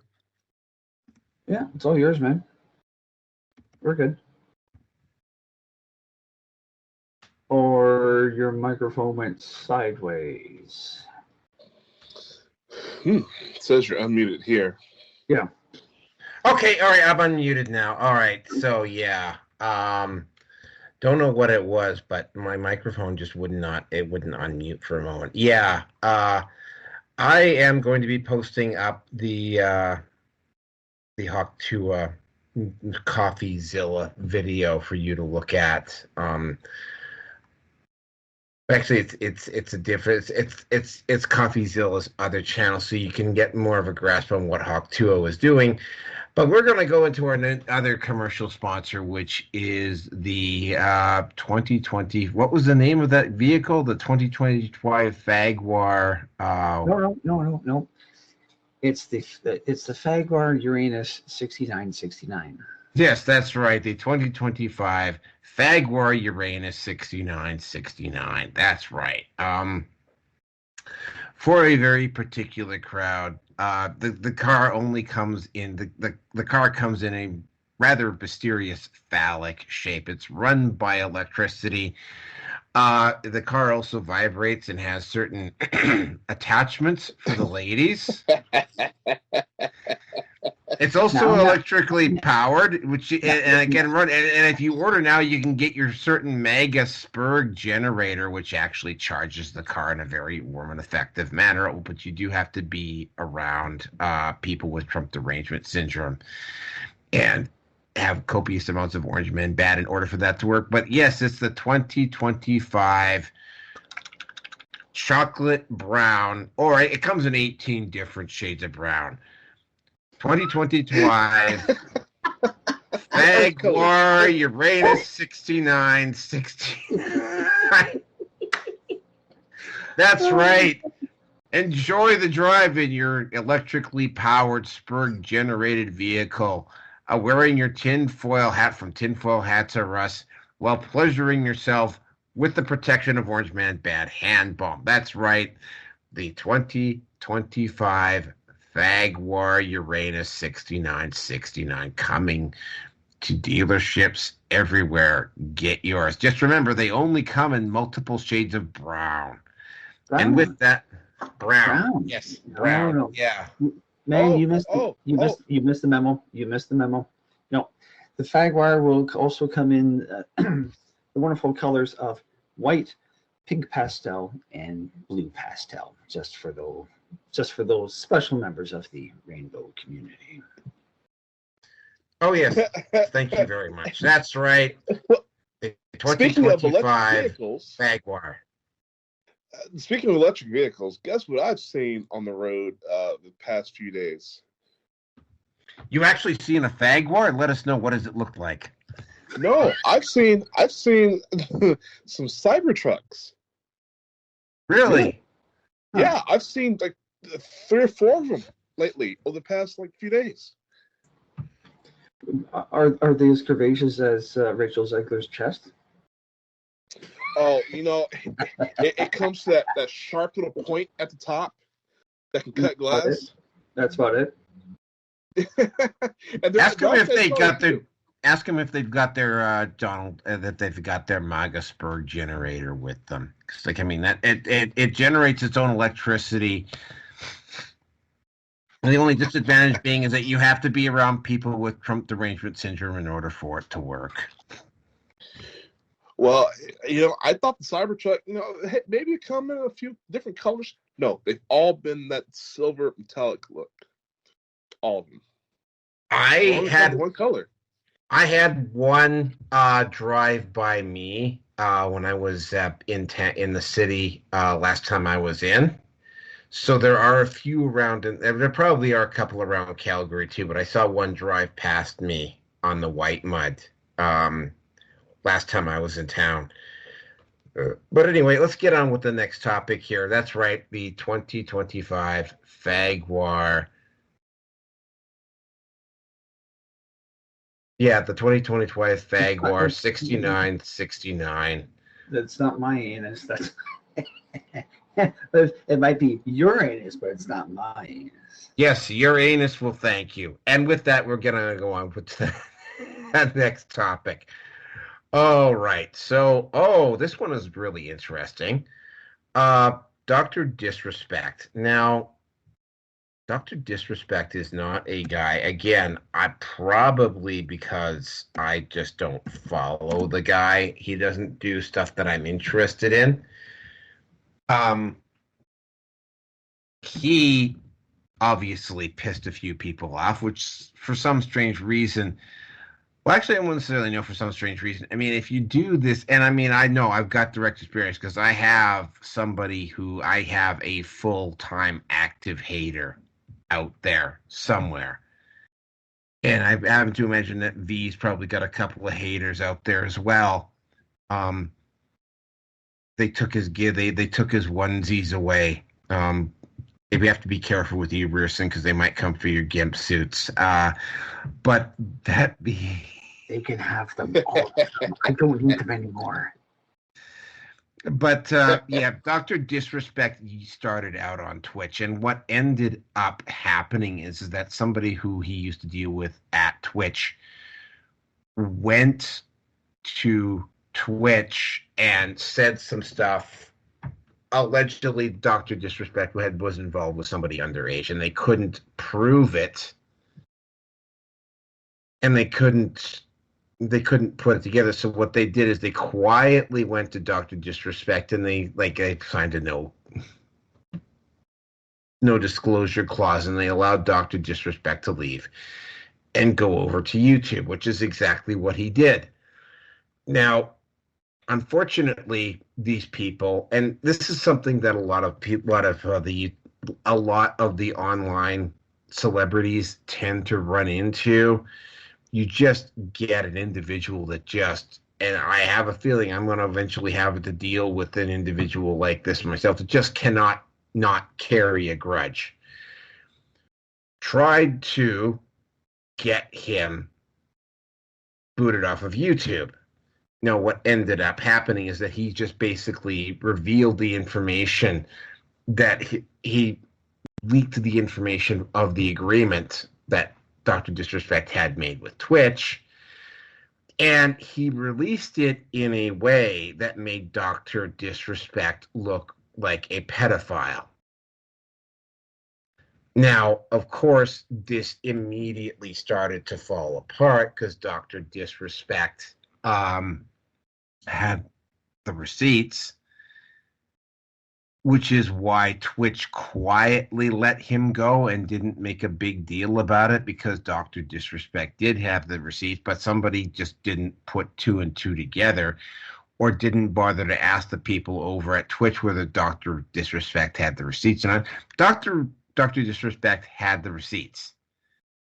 Turns out that nothing was going on, even though there was multiple claims that they had tried basically everything in their power to suggest that this was going on. This is a manosphere thing, right? About just having something being accused and people believing it and not bothering to check. Fortunately, Dr. Disrespect had the receipts and nothing came of it. Obviously, Dr. Disrespect, based upon YouTube's glorious record of treating its content creators like fucking crap, put two and two together and realized that he could not stay at YouTube. So he went over to Steve Pavlovsky over at Rumble, and he signed a contract with Rumble, which he's also been made part. Now he's also partial owner of Rumble, which is going to probably end up being quite a good thing for him. And he is now exclusively over at Rumble. And YouTube loses yet another potentially good money-making star because they can't stop. Just like Google, they just cannot stop being stupid. And what can I say? Barring an actual criminal accusation being thrown at Dr. Disrespect, he is probably going to be fine, right? It is a lot more difficult. Like, you actually have to have the I's dotted and the T's crossed with Rumble before they will remove you. And, it's like YouTube will just do it just because they don't like your opinion. Like, you actually have to have a case with Rumble before they will even consider it. And so, yeah, he's come out the other end of this. He's done very well for himself. Yeah, good on him. But I mean, the reason why I brought this up is because, I mean, this is exactly what I was talking about this is the manosphere thing, right? Any woman that you're involved with, man, like, you have to take so many precautions. It's not enough to just ask her age. You actually have to physically see the ID. And I hate having to say this, but you probably have to photograph the ID as well. Because it's like, any woman that you're involved with, even if the woman, and this is exactly what happened with Dr. Disrespect in this case, the woman herself did not reveal this information. A third party, somebody with an axe to grind with Dr. Disrespect, revealed this information in an attempt to what amounted to look like he was attempting to completely ruin Dr. Disrespect. Fortunately, we've reached a point now in the manosphere where people are actually starting to check.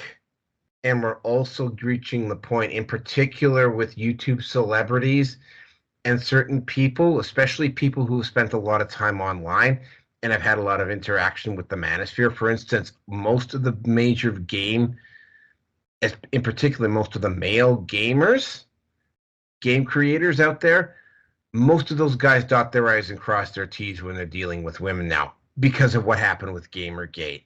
And as I'm guessing what happened here is that Dr. Disrespect kept the receipts, and it's the reason why he's still in. But bottom line here is that this is a legitimate way to try to ruin somebody's career if you are not careful. So guys, anybody who's aspiring to be any type of a internet podcaster or whatever, this is something that you need to be keeping in mind, right? Make sure you get the age. Make sure if they are underage that you keep the conversations to hello, goodbye, whatnot. Don't even throw anything, even on a private chat site. Don't even throw up anything that might even be remotely sexually suggestive. And yeah, just be very careful about whom you're associating with, because I mean, like, it could come back, and I've seen this happen. It can come back 30, 40 years later and bite you. And with that, I'm going to turn it over to V. Well, you know, Rearson especially has to be careful because, you know, he likes those Asians, and woo, they all look so young.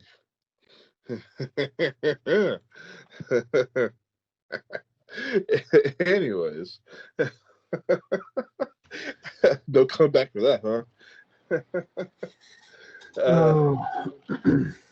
Well, I do. Bro, your pickup line is, "Would you like to see some cream of some guy, girl, woman?" Some old guy that doesn't really roll off the tongue with some young guy.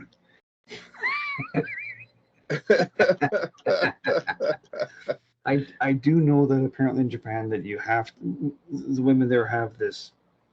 They have to put up this front that as horny as they may be, you have to consensually rape them, and that's with air quotes. So they're going to say no, and you have to push. They're going to say no again, and you take them, and then they. It's a little bit fucking messed up. Not that I honestly know about that because it's never been like that between my spouse and I, and especially when she said she's not attracted to me anymore, I'm not fucking touching her. So, you know, I'm leaving that alone. Anyway, all right. I'm almost sorry I brought that up. All right. TMI, don't care. But anyways, I mean, yeah, I know how it is. My show, I was so surprised to me how far-reaching my show was. You know, I've had fans in from the U.S. all the way to Australia, you know, and everywhere in between. And I think I told you about this one Middle Eastern girl. She was so, I mean, gorgeous.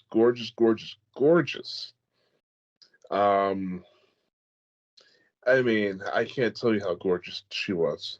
And, you know, we started talking and yada, and, you know, it's like, telling her I should have her on my team. She should come and be, you know, be my PA or something, intern or something. And, you know, guys talking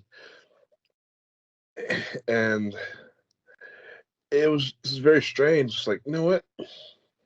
I'm going through your Facebook pictures. You're not in a lot of adult situations. You seem kind of young. So yeah, I'm 16. I was like, oh, really? 16? Hey.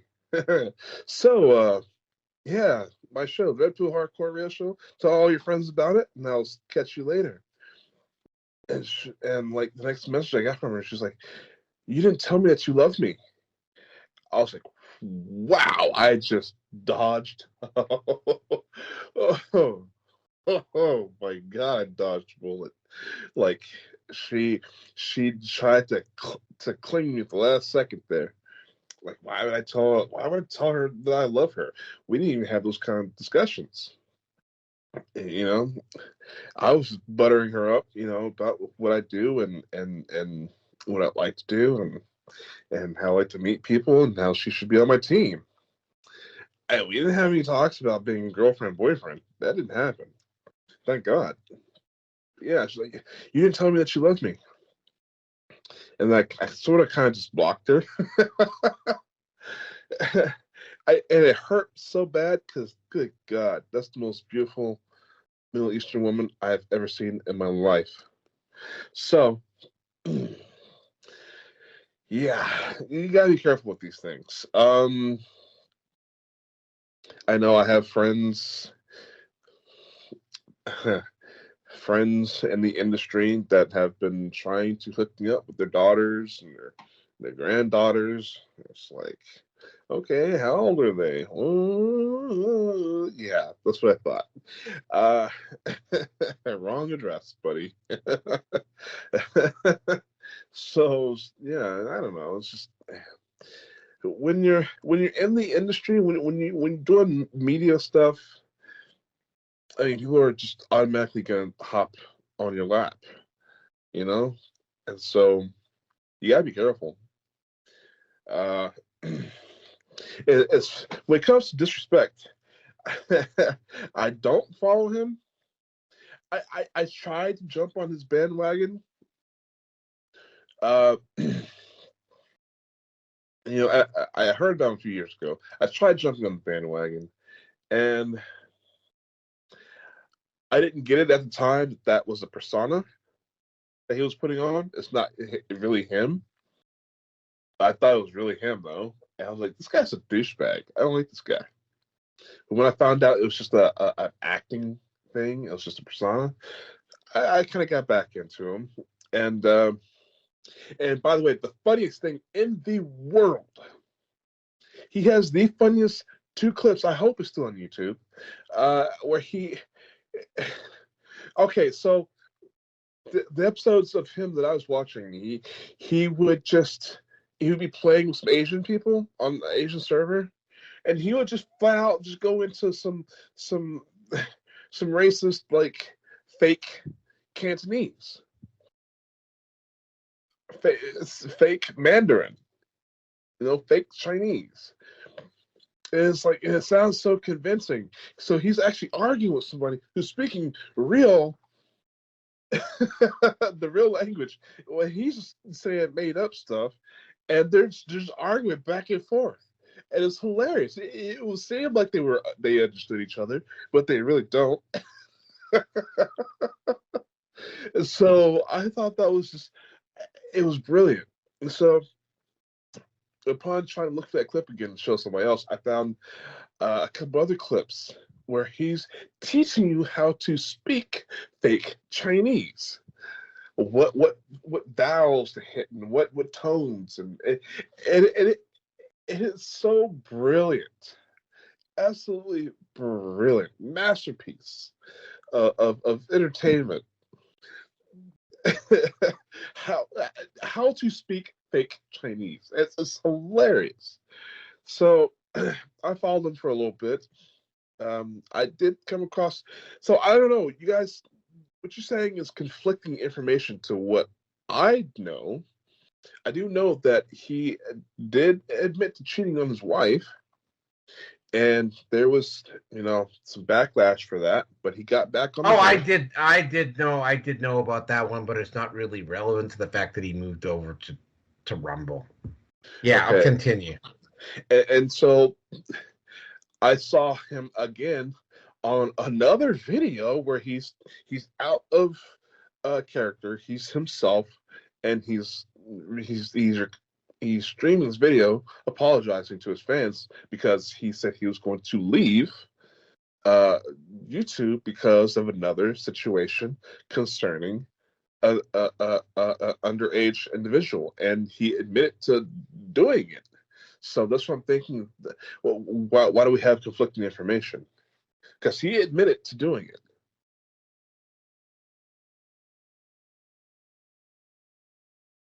I'll have to find the video. Yeah, okay, because I don't remember him saying. I mean, what I had heard is that nothing had happened, right? Well, I think just because he stepped away from the situation, nothing came of it. That's probably what it is. But yeah, the guy cannot stop cheating on his wife. Apparently, he can't stop. So he again said he's stepping away. He's going to work on his relationship with his wife. because he's the bad guy, and you know, and she deserves better. You know, one of those type of videos. And so, yeah, I don't know. But I do like the fact that he's he's a good businessman. You don't stay with these organizations that are screwing you over, and just because you think you'll have the options, and they think they can treat you like anybody else. You know, I had to step away from RBN because things were getting bad. I started treating me like I'm the redheaded stepchild. So I was like, no, it's okay. I'll step away. I got plenty other networks to go to. You know, got Shake and Wake Radio. Jockeys, I mean not Jockey. The Jackal Angel, he's been wanting me to go with the PSN. You know, it's like I've got options. I don't have to sit here and take your abuse. Hell, I'm your main advertiser. I'm the owner of that company. Well, you know, why you treat me like trash? So I had to, you know, I'm just glad he's a good businessman, and that he went and took a part of the company that he's with. I was going to take a part of RBN. I was, until I talked to another business partner of mine who says, screw that. We're going to have our own brick and mortar station, either in Austin, Texas, or San Antonio, wherever you want it, and you can run the place. I was like, cool, bet. So that, you know, you have to, in the industry, you got to realize your value. You got to understand your worth. You don't get with these companies and let them put their boot over your neck. You don't do that. You have to realize your value. And if they don't want to realize it, at least you do. And hell, somebody else will. Move it along. Now, bold move. And Twitch, he was probably gonna make a hell of a lot more money. YouTube probably making a hell of a lot more money. Rumble probably not making as much money, which is what gave him the leverage, in my mind, to take part ownership of Rumble, because they weren't going to be able to offer him a big enough deal as Twitch or YouTube. So again, I believe he had that leverage, and yeah, absolutely, I would have done the same thing. Business-wise, I'm not messing around with the underage chicks, but business-wise, I would have done exactly what he did. Absolutely. So, anyways, I definitely, I'm just glad there are people out there that are willing to kick it to these overgrown organizations that think they can do whatever they want to people or dictate the terms. No, the star dictates the terms. You don't want to pay, well, somebody else will take them. So you better wise up and, you know, take them or not. But, you know, they'll find out one day once these other platforms actually become rivals, become a challenge, and start taking up bigger parts of the market.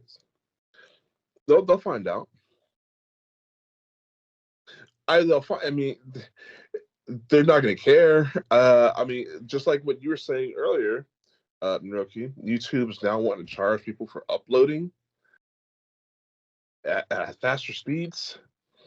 They're going to try to nip any dollar anywhere they can because they're screwing over their content creators. You know? So, but anyways, that's all I have to say on that. Rearson. Yeah.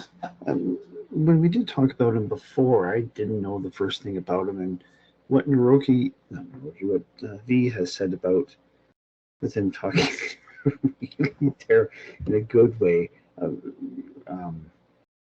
The Chinese accent is so enough that's Chinese. I think I remember seeing it.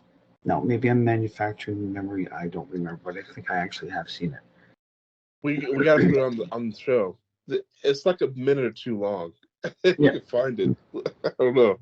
Yeah, it's hilarious. As I said, I think I do remember it. I was, if I did, I would think my reaction at that was kind of, what the fuck is this? All right, fine. At this point, that'd be more like fine, fuck, whatever. I didn't realize that what I had said before or earlier tonight, in regards to the quartering being more prevalent, I think, on YouTube, is that it's a long-term goal to get YouTube to get eventually. I don't know. It could be within the next 2 years, maybe 5 years. I don't know, but YouTube is on its way down. And it is part of business that your company, whatever that is, will have to change in its delivery of services, or have to present more services or different services, or you have to compete with, well, you've got a competition you have to stay on top of or stay in line with. So for this gentleman to do and to jump ship in such a way, I believe that this is actually going to be an ongoing trend where YouTube is going to really, the luster and shine of YouTube, it's getting tarnished. It is oxidizing. It hasn't gotten there yet, but it's only a matter of time until Rumble surpasses. And because Rumble is more, what's the word I'm looking for here?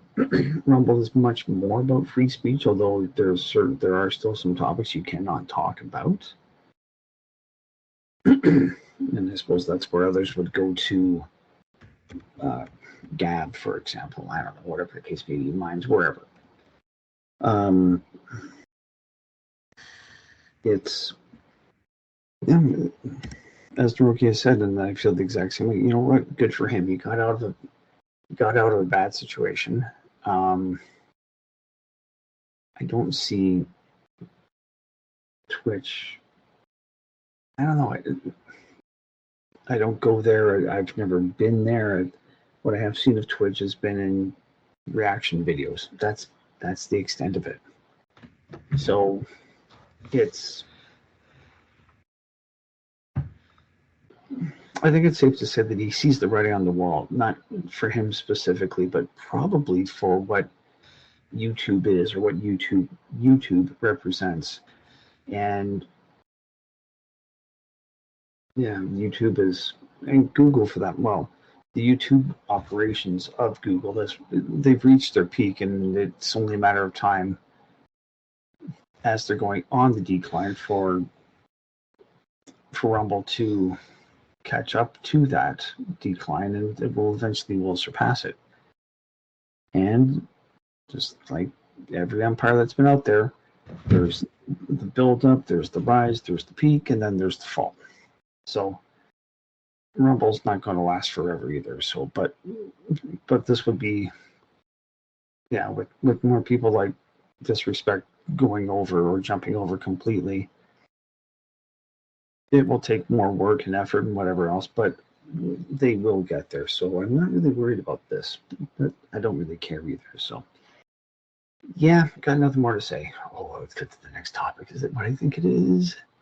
Is it? Oh, yes. Yes, it's the Orange Man Bad Chomp. It's the Orange Man Bad section. That's right. Don't, if you're suffering from, we already did the commercial, but just remember, if you're suffering from Trump derangement syndrome, Orange Man Bad will help you relieve certain symptoms in a certain area, but will not do anything about any suspicious cases of tendonitis in either your elbow, wrist, or shoulder. Trump.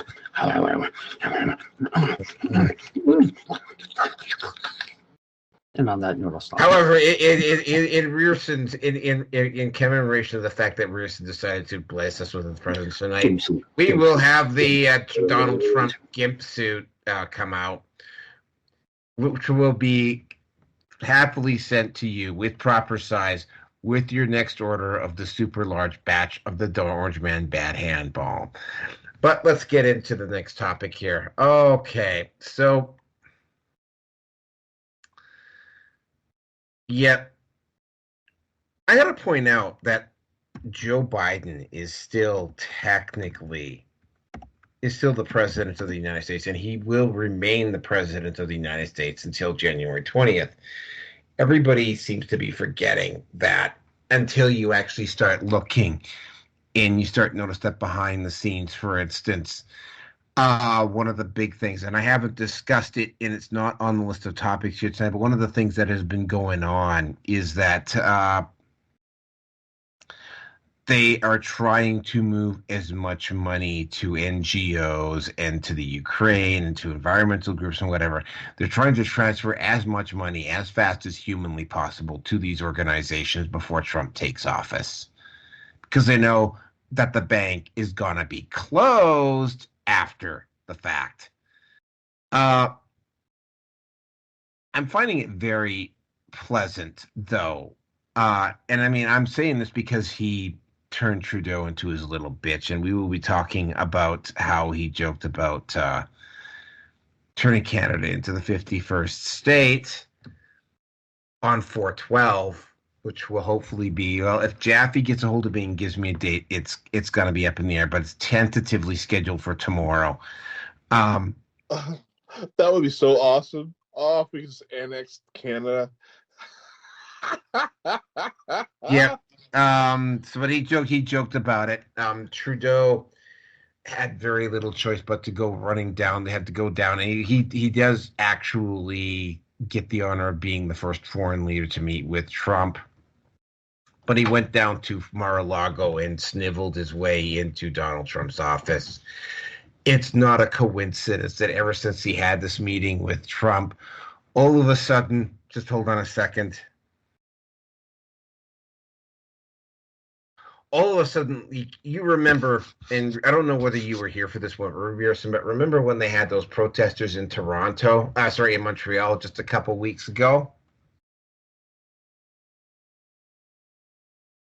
We were talking about when there was a riot in Montreal. And when it was not related to hockey. Yeah. Pierre Trudeau has suddenly started talking tough about, like, for instance, there was a speaker. Pierre's dead. Sorry, Justin. Justin's been talking tough about actually apprehending these people and sending them home, because there was somebody at that event that was like literally, and I'm going to have to assume he's either here as a landed immigrant or as a student, goes up on stage and starts out death to Canada. It's like, excuse me? Like, we're paying for your education. We welcomed you here, and this is what you do. And it's like, yeah. So it doesn't help that the head of the opposition is all named Pierre. That can be a little bit confusing. But yeah, Justin sniveled his way down to the U.S. He had to agree to those terms because it's like Canada has an ongoing. Yeah, he also suddenly discovered that it was in his best interest to severely curtail the numbers for the next couple of years. Gee, I wonder why. Probably has absolutely nothing to do with the fact that Donald Trump basically threatened to blow the hammer down on Justin if he didn't do that. Mexico also towed the line. Suddenly, Mexico is doing things like not allowing caravans to get to the U.S.-Mexico border anymore. Don't know why they were doing it before. Knowing the level of corruption inside the government of Mexico, people were probably bought and paid off to ignore and look the other way. Good on him. I agree with Trump doing this. I even especially approve him embarrassing the fuck out of Justin Trudeau and making a joke about Canada becoming the 51st state. I am going to leave my personal opinion about that statement until the next show. Like one of the other things he did immediately, and this is going to happen immediately upon him taking office, is that he is banning transgenders from the armed forces effective immediately. Now, the armed forces are there for war. They're not an employment agency for people with mental health issues. They are not a woke organization that you bring people in to fight alongside you who can't figure out what gender they are. And I got to point out, there's people in the armed, like, I mean, you know, there's people from the U.S. Armed Forces from all over the country. Now, if you're a guy who grew up in a big city, you know, like fighting, there used to be a don't ask, don't tell policy with the U.S. Armed Forces, and they just tossed that out, which was just the absolute fucking height of insanity that they did that. But they had that in place because there were a lot of homosexuals that were secretly serving in the armed forces that people didn't know they were homosexual, and they kept it that way because they had done research on this decades earlier, and they found out that if you had a homosexual in your unit, it reduced the fighting morale of your unit. Because, and I'm going to be direct, I can't remember where I heard this, but I remember hearing this from somebody. There are people in an individual unit that will not go and put their lives online for a quote-unquote butt-fucking faggot. Don't like that, don't like what I just said. Not my words. I don't remember where I heard them before, right? But that's an actual quote that I heard from somebody in the armed forces at one point, right? Like, there are people in the armed forces from extremely conservative communities, and those individuals are not going. They're not going to put their lives on the line for these people. They're not going to like risk. They're not going to go and fight side by side and help these guys out if they get hurt because of their sexual orientation. Yeah, okay, it's transphobic, it's homophobic, it's whatever phobic you want to call it, right? I personally wouldn't care if somebody who was transgender could pick up a gun and do all the necessary things that you have to do in the armed forces and is able to perform the job. I personally wouldn't give a shit, but a lot of people would. And it decreases fighting morale. And when you're potentially looking at a world war between Russia and the United States, or China and the United States, you need your armed forces in fit fighting shape. That ain't gonna happen with transgenders in the Army. Period. End of story. You don't like what I said? What I said is the opinion of some people that I heard from the armed forces. I don't know whether the guys are wrong, because I heard this like a couple of decades ago. Right? But yeah, it is a morale. It decreases the fighting morale and decreases the solidity of a unit. Same reason why units are either all men or all women. Because if you have mixed sex units in the field and you're sitting in a foxhole with a guy, and that guy's girlfriend, who you know he's banging, suddenly gets shot and seriously injured, like, is the guy who's supposed to be watching your back, is he going to stay there, or is he going to run over to that foxhole to look after his girlfriend and leave you there high and dry? That's a legit concern. That's why they don't have mixed sex units in the armed forces up until recently. That's probably also something that's going to get fixed. And of course, if you've been listening to Terrence Popple for all these years, and I have been listening to him on and off, They've also done a lot of other things, like they've reduced the standards and blah, blah. There's a lot of things about the armed forces that need to get fixed. Because, they are not the armed forces that stormed into Iraq 20 years ago. That is for damn sure. Now, the third one. Now, I mean, you have Stephen King and you have Mark Hamill and you have a few other individuals that on Twitter just continuously tweeted about Donald Trump.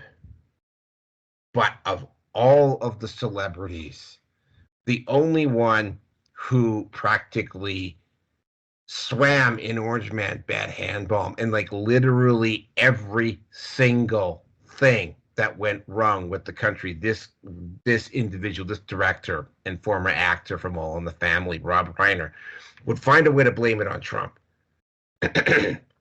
all the time. He was on the record, along with a lot of other woke idiots, that bravely declared that Kamala Harris was going to win on November 5th. She didn't.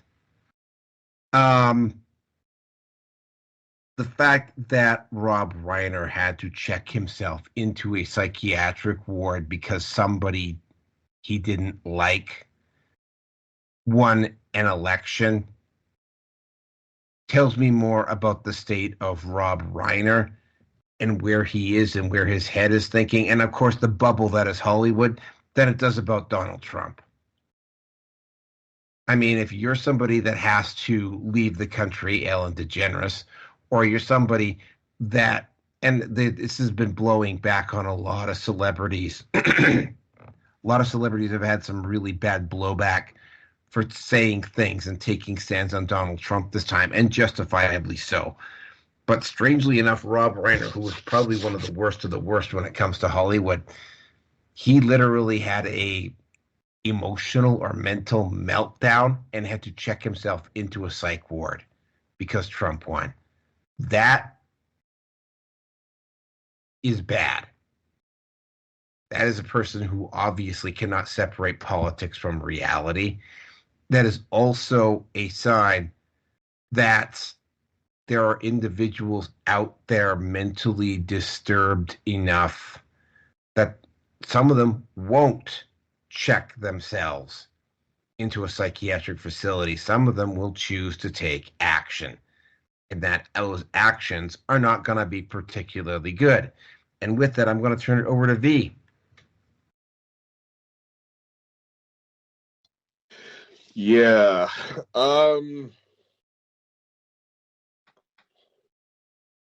I want to say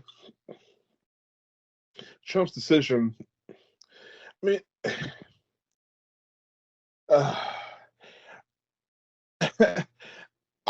I'm becoming more and more of a fan of Trump, like every day.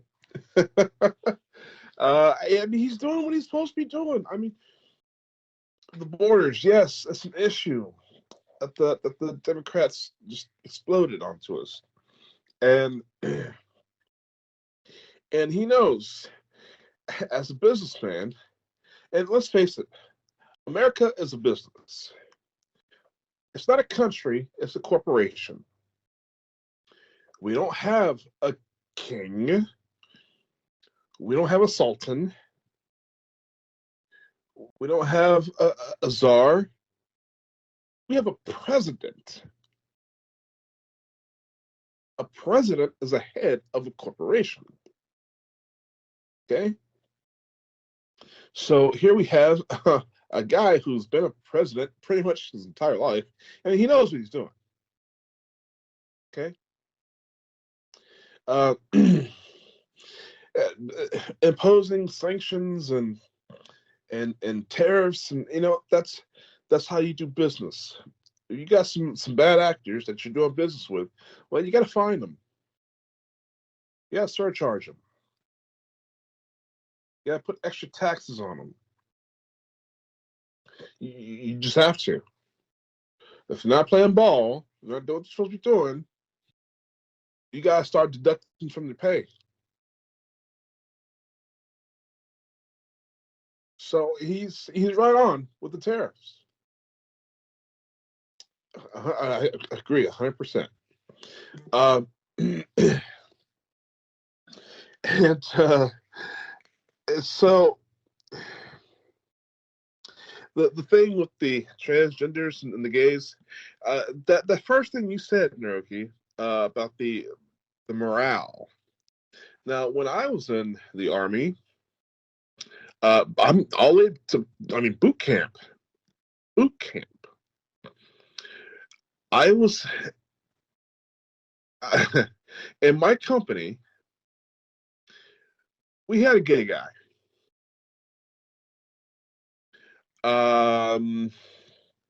He didn't ever explicitly say that he was gay. Nobody ever asked him if he was gay. It was just the assumption. We all assumed. Especially when he's trying to tell off the drill sergeant, waving his hand, snapping his fingers, zigzagging his neck, telling the drill sergeant he can kiss his whatever. We know. We know. Was it a morale killer? Yeah, it really was. Especially when you have little morale to start off with. I mean, the Army today, it's just a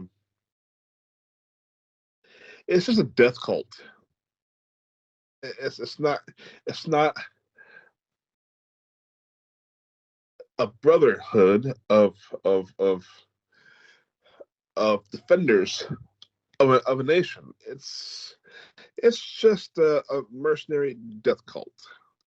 There's no morale. You do something wrong, it's not. They're gonna Article 15 you. I was threatened with that so many damn times.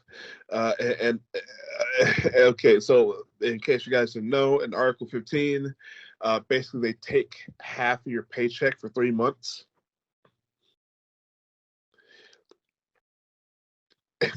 And they'll half it every time you get another Article 15. I knew some guys that were just basically there for free. They kept getting in so much trouble. They were there for free. Free labor. Free, basically slavery. Especially the small amount of money you get paid as a private. Dear God.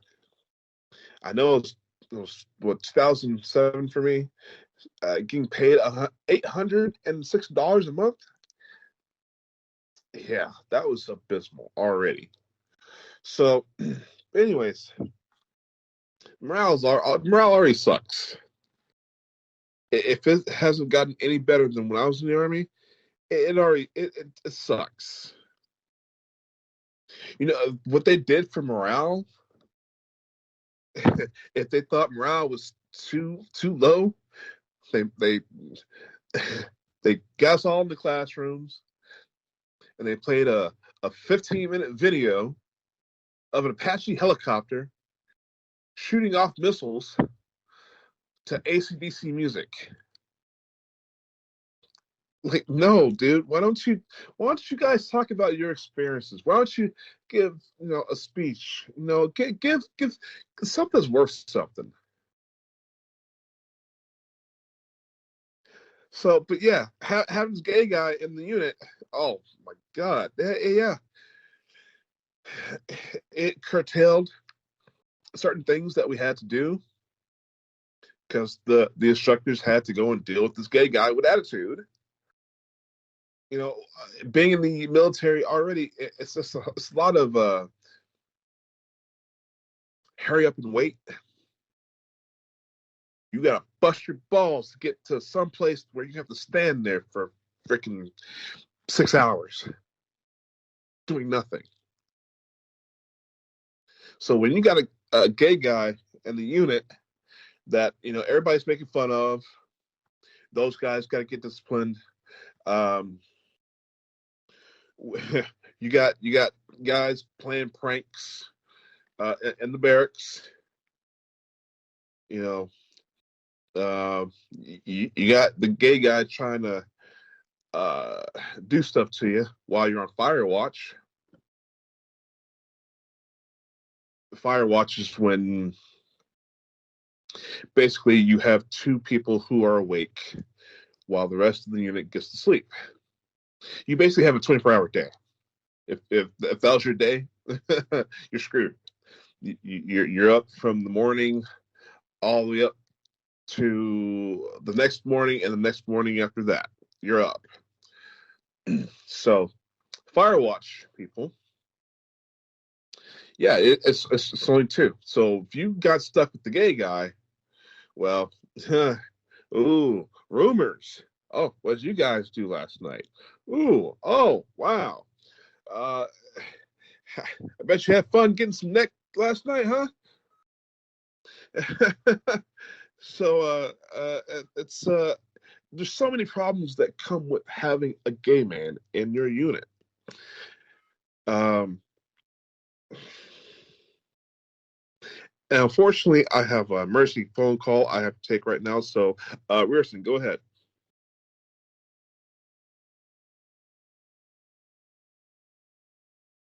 Alrighty.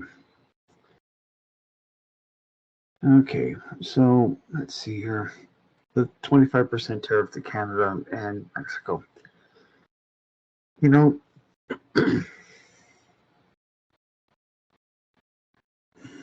okay, before I'm going to say what I'm going to say about that,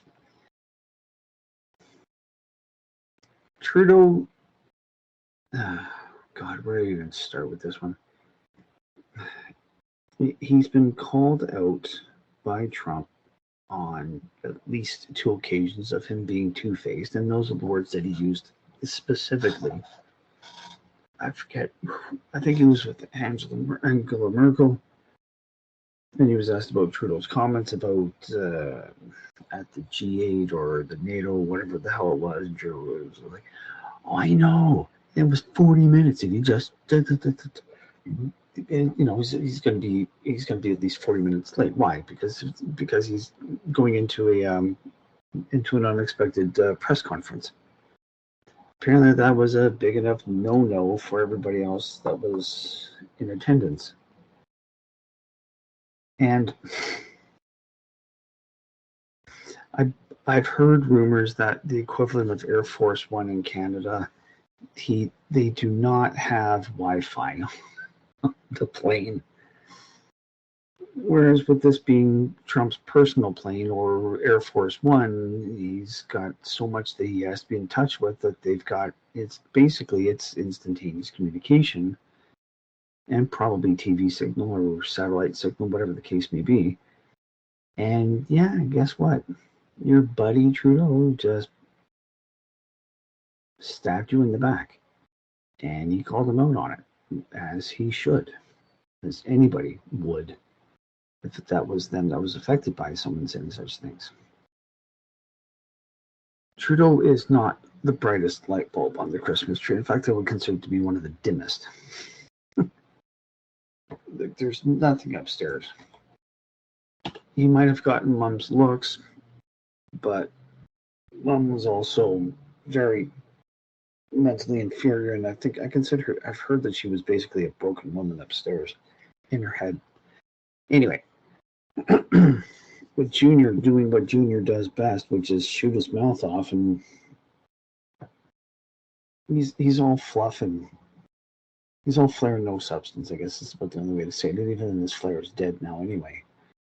More was accomplished with one trip where Trudeau basically said, "I'm coming down, we have to talk."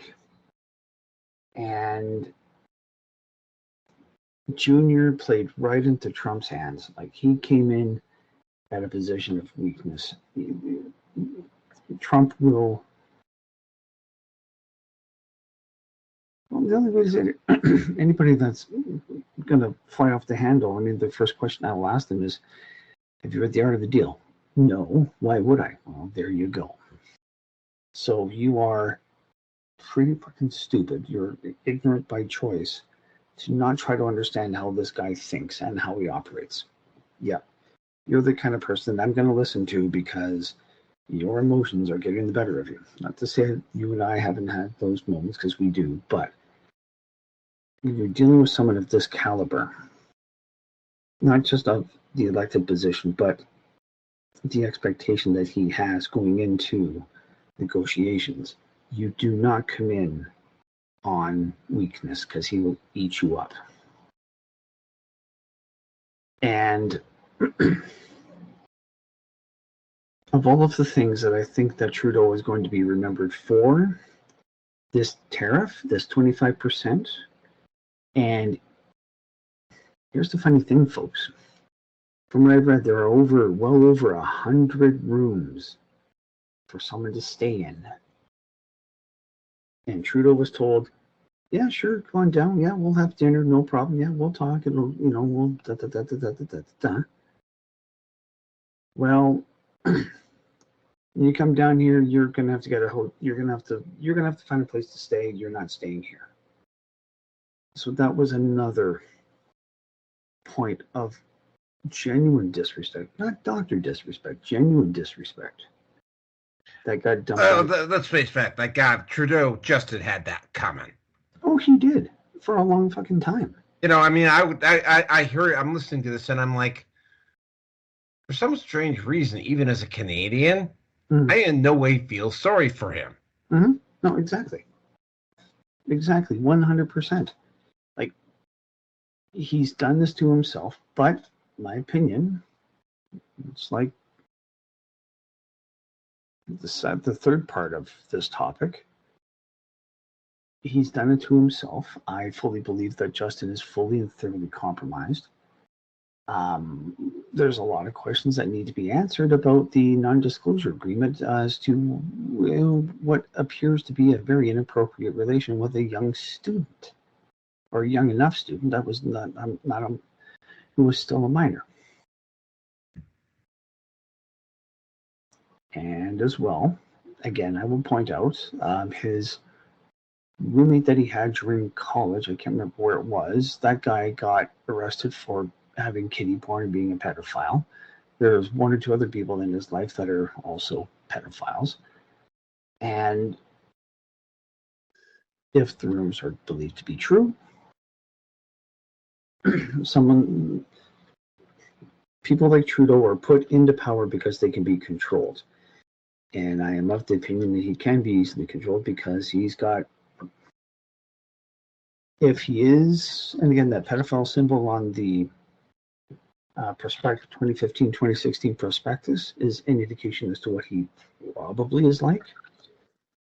No, there would be very few people in Canada would ever vote for the guy again. And the Liberal brand would be tarnished beyond repair for a very long time. Like that period of time where the Conservative Party, the Progressive Conservative Party of Canada, was reduced to 2 seats and then got up to 12 or whatever it was, and then they eventually merged with the Reform Party of Canada. It's going to be like that, only worse. So there's all of that. I mean, Trudeau was emasculated. Like, he had his balls ripped off, flambéed, sautéed, served hot. Here you go, buddy. Eat them and smile.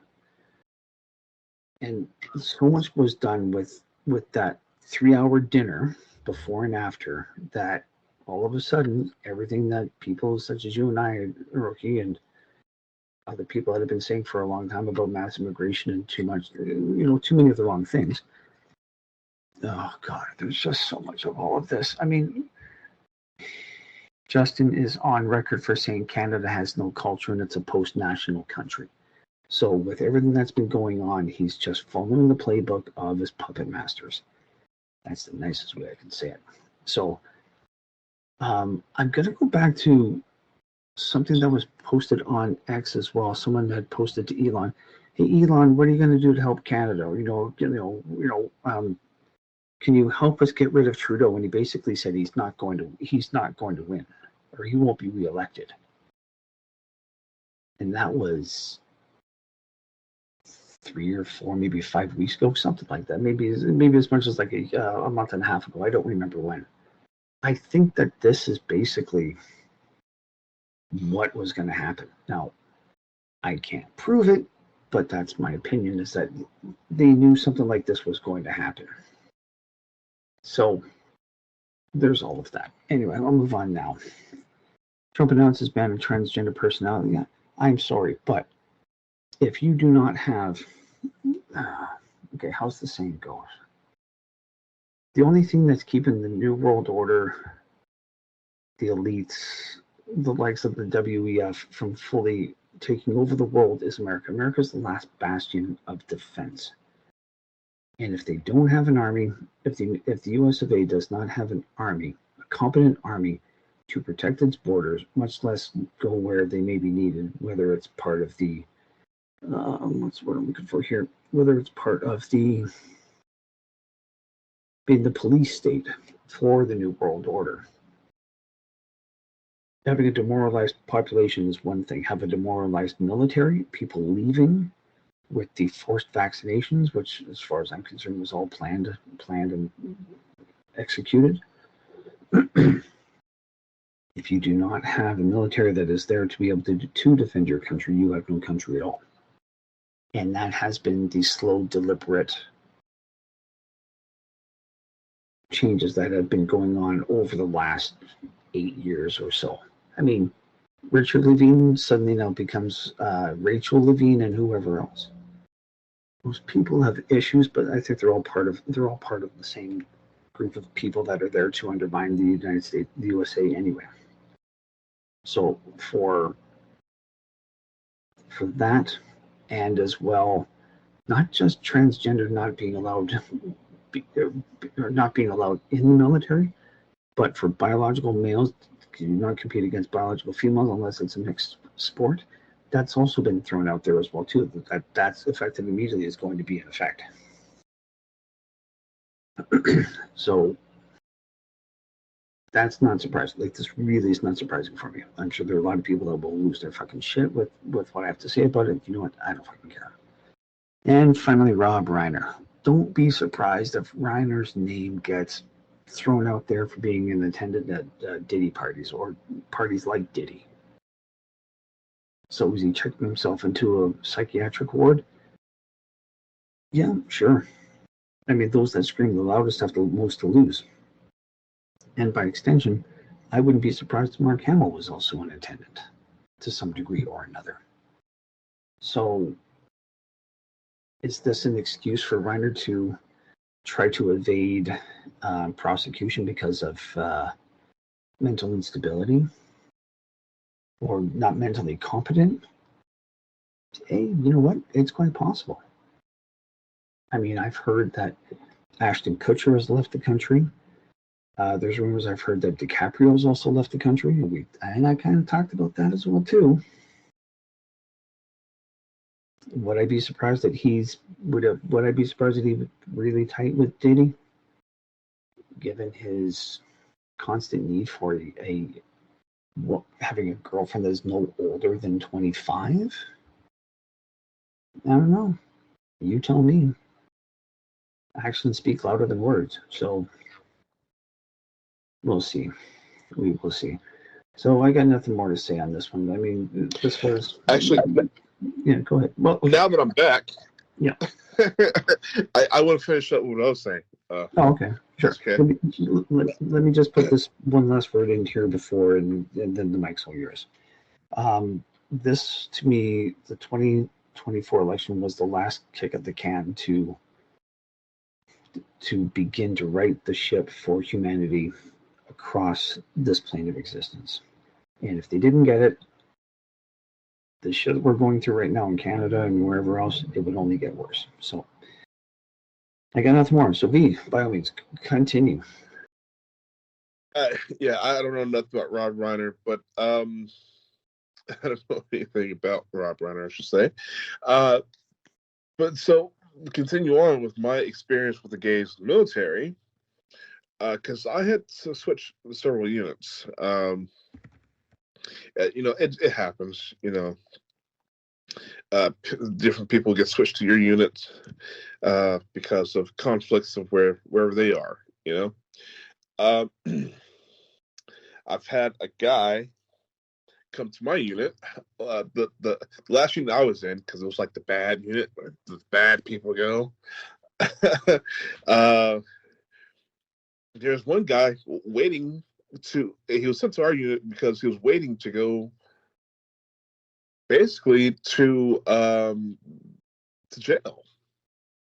He was going to go to military prison. Yeah. Why? Because he raped one of the gay people in his unit, his previous unit.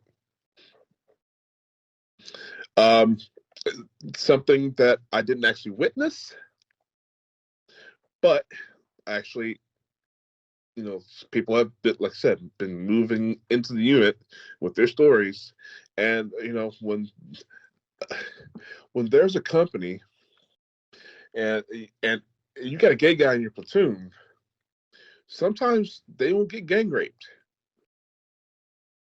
I don't know what that is psychologically. I haven't actually explored that at all. In my study of psychology over the years, I've not studied that particular thing of why supposed straight men who hate on a homosexual will engage into gang rape activities. I don't understand that at all, but it happens.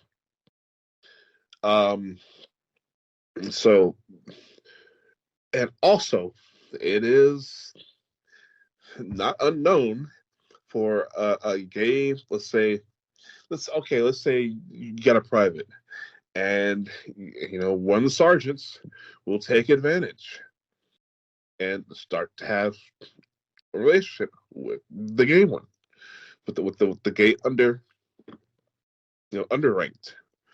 So people don't seem to understand all the complications of having homosexuals in a fighting unit, because people are messed up. People are messed up in the head.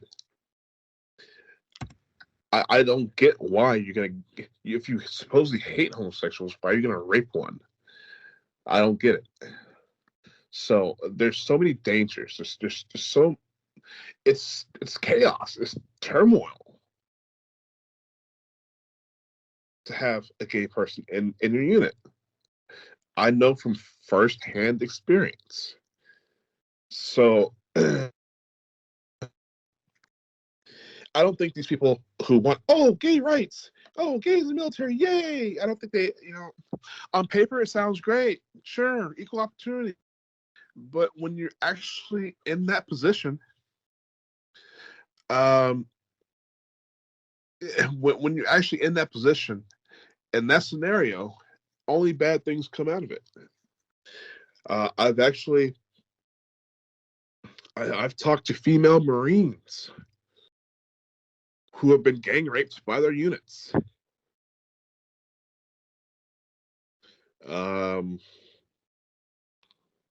There's this woman, she had been very popular. She's going around the media circuits. And I was actually going to start producing her show. We had talked about her having a show with the TLB media. So that kind of fell through.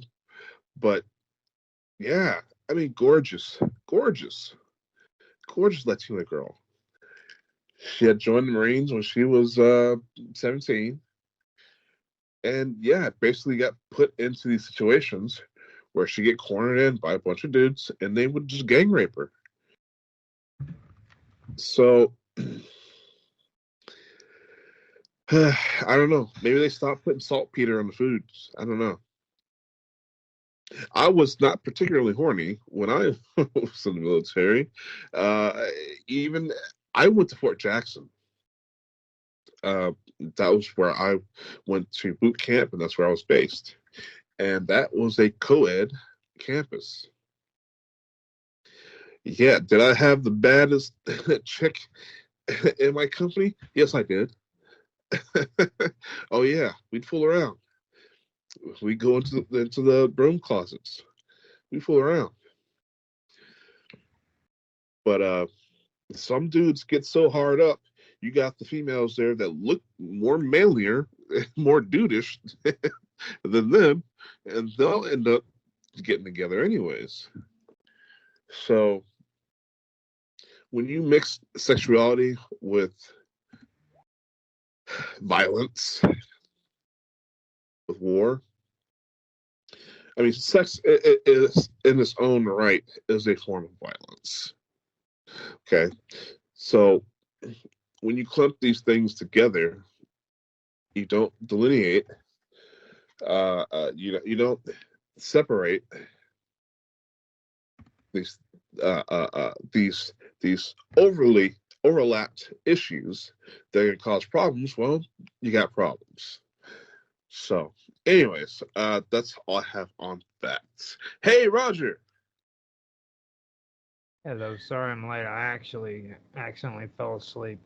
So I was 100% planning on joining tonight, and I just fell asleep. I have no explanation for it or anything, but I apologize.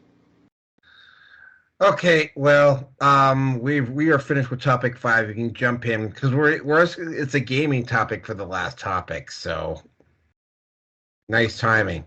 Oh no, that's weird. I don't even know where the topic is. I've got to scroll up. I appreciate it. Well, the topic is Elon Musk to buy Wizards of the Coast and TSR to save game from Wokeness, and Chaosium Games also exposed David being more woke than TSR. Yeah. I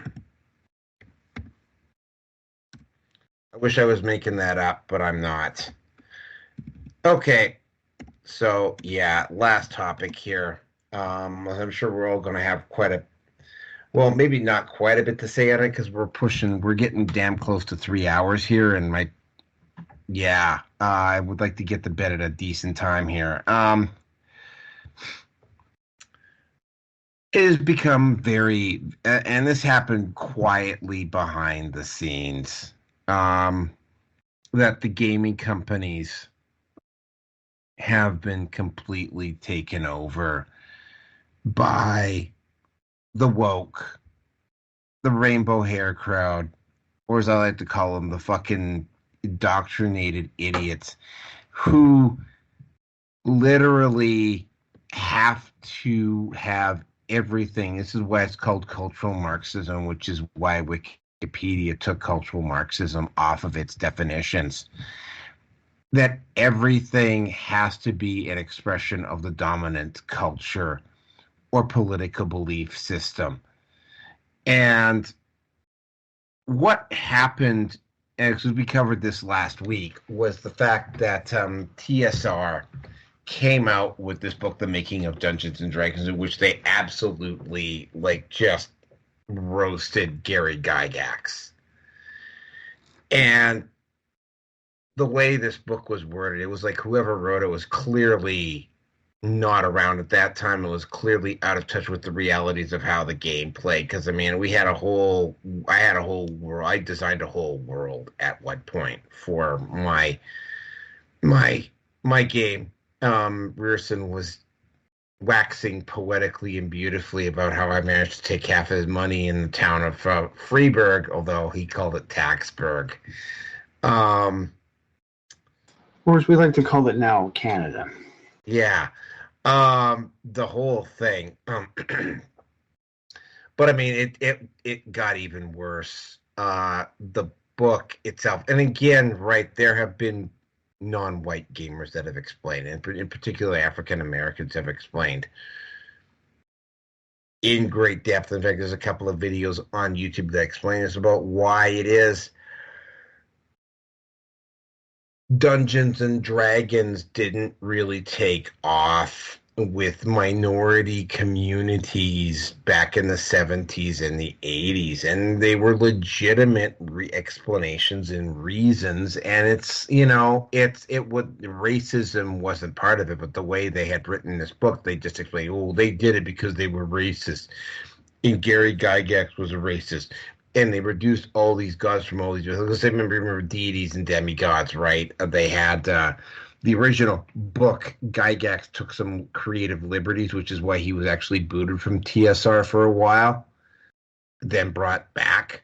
The whole thing was just a fiasco. And of course, they did same thing that AAA gaming studios have done, same thing that Hollywood did.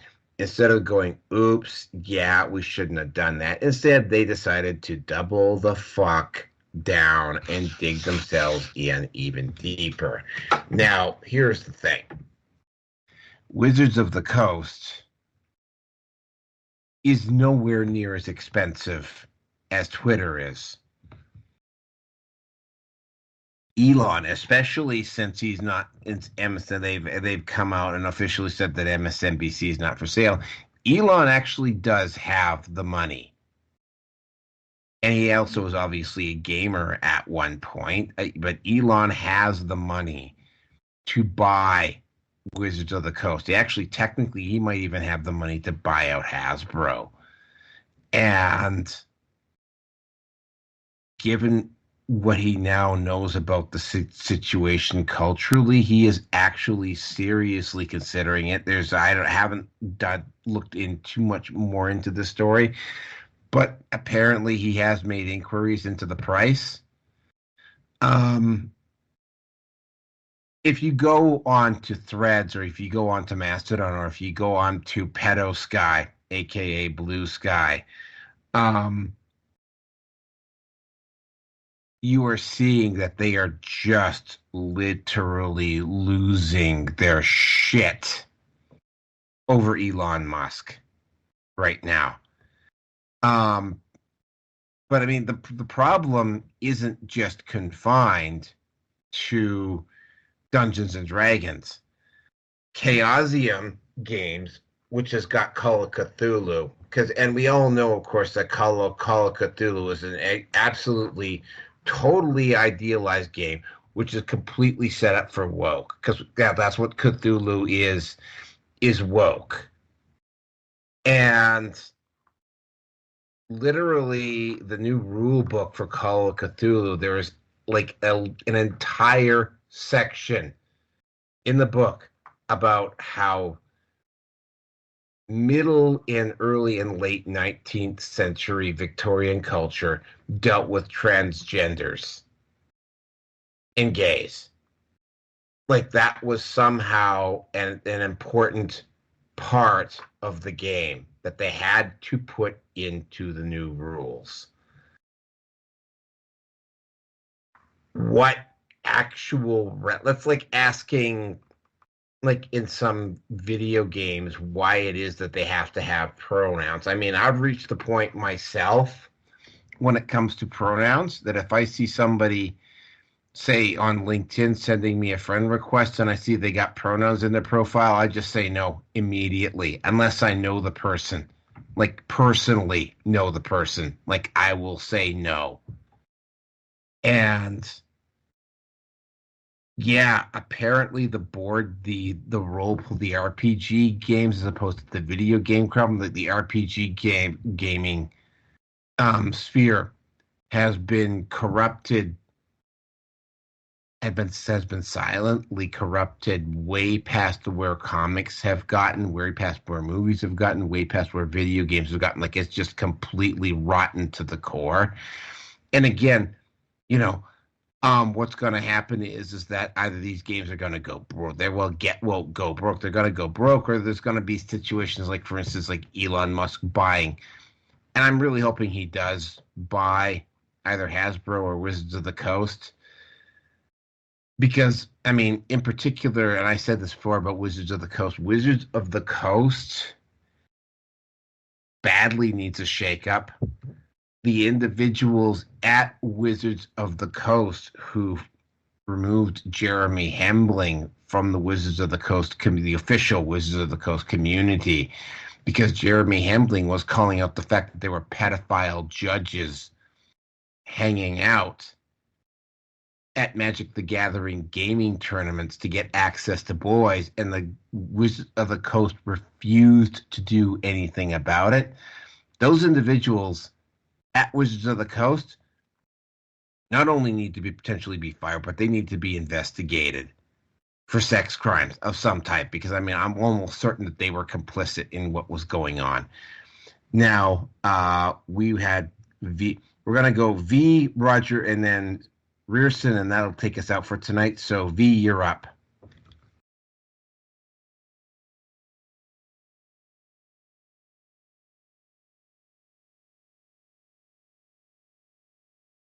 V, you're up. Okay, Roger, you're up. He's on the shitter. I said that. I had to say it out loud. It's cool.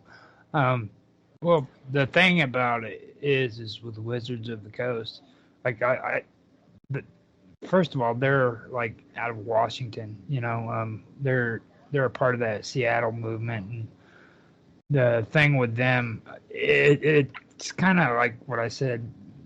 I don't know if I said it on here, but I've said it before. It's kind of like in certain things are in people's nature because of where they're from, you know. And like if you've ever really paid attention to people from Seattle or the way they act, they're really like, you know, today everybody calls it woke, but it goes a lot deeper than that. It's kind of like this freaking, you know, let's do freaking heroin and act like hippies movement that goes on up there, you know. And that's something that I've noticed from even the get-go whenever I started messing around with Magic the Gathering and stuff. There's a lot of this, and I can't even really call it freaking liberal, to be honest, now that I know a lot more about what being liberal is. But they've got this really fucked up way of looking at things, you know.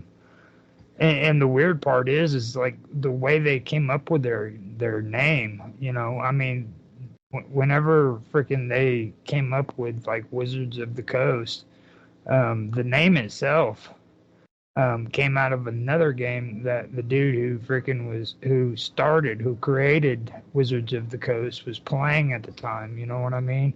And it was Bard Games is what it was, and that game is actually, or that gaming system is actually pretty intense. It had a game in there. I forgot how to say the name, but it's been a while since it's like Talislanta is what they call it.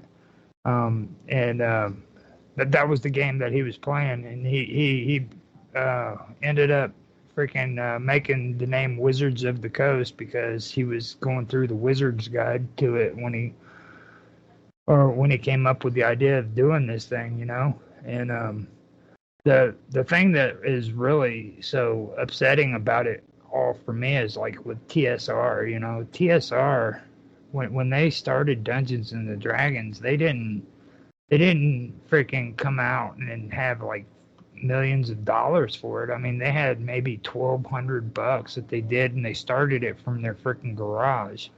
You know, it was a project that they did together.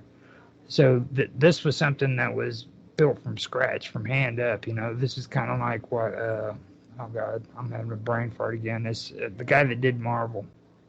He did the same thing. He did it right out of his garage when he started up. You take a look at the way that these companies have gone and where they started and where they're at now, and it's messed up. And I can't even freaking I can't even blame it on organizations, because I've been finding stuff out along the way that a lot of the people who were involved in starting these companies just ended up being woke, or ended up being real freaking hippified, you know, and shit like that, and coming up with this crazy stuff like what you were talking about before, you know, transgenders into military and stuff like that. These people were doing it from the beginning, you know what I mean? They've been like, for people who want other people to join their games and play their games and try to freaking create their own worlds, to like shun people and say we don't want you because of your beliefs. That's pretty freaking arrogant if you ask me, you know. that's what I'm seeing there. That's why it amazes me the most. And you see it everywhere. Like even on YouTube. Now that they've gotten so big, they're like, well, we don't want your kind here, so we're gonna hit you with bans, and we're gonna freaking give you strikes and all this shit when you mention this, this, and this, and this. Well, that seems to be the way that they're doing it with Wizards of the Coast and D&D. Now they're wanting to edit out a lot of the stuff that had to do with D&D. And it was like last week when we were talking, it was something that I really wish V didn't leave, because the reason why I brought up the fact about like the orcs, and not the elves, or not the elves, yeah, the elves. But the thing is, everybody like to throw the whole race thing up about like elves, the dark elves, and nobody understood like orcs hated these dark elves with a passion, and they were another group that was supposedly in D&D that was supposed to be representing black people, you know what I mean? And they hated each other with a passion, you know what I mean? So it wasn't as if like these races were all racial and it was according to their skin tone, you know what I mean? They were set up because you're supposed to hate dark elves and you're supposed to hate orcs, because your character, originally people didn't go out and say, you know what, I want to be an orc, I want to be an imp, or I want to be an ogre, you know what I mean? I thought it was cool that freaking imps, because we were talking about this the other night, I thought it was pretty cool that freaking ogres are so stupid that imps would train them so that they believed it was their responsibility to carry them around. So they would basically train an ogre how to be a horse. And even though they're really, really stupid, they're still sentient beings who can think. So they have to kind of trick them, you know what I mean? They have to convince them that they're their friends first. And then after they convince them that they're their friends, they'll say, do me a favor and just put me on your shoulder. So I'll put them up on their shoulders. And as time went by, it goes from being, him being, the ogre being nice enough to carry him around, to freaking the imp convincing him, hey, it's your responsibility to freaking carry me around. So he goes from being their buddy to being freaking their workhorse, and that's how imps would train ogres to do those things. And there's a lesson there if you listen to it. You know what I mean? If you pay attention to what I just said there, that's the way a lot of people in real life treat one another, and that was what they were drawn off of. But it's taken it to this level now to where people want to freaking classify you according to your gender and according to your sex, or your sex and according to the color of your skin, and they're missing out on a lot of these things that are in these games. Like it's all in how you look at it.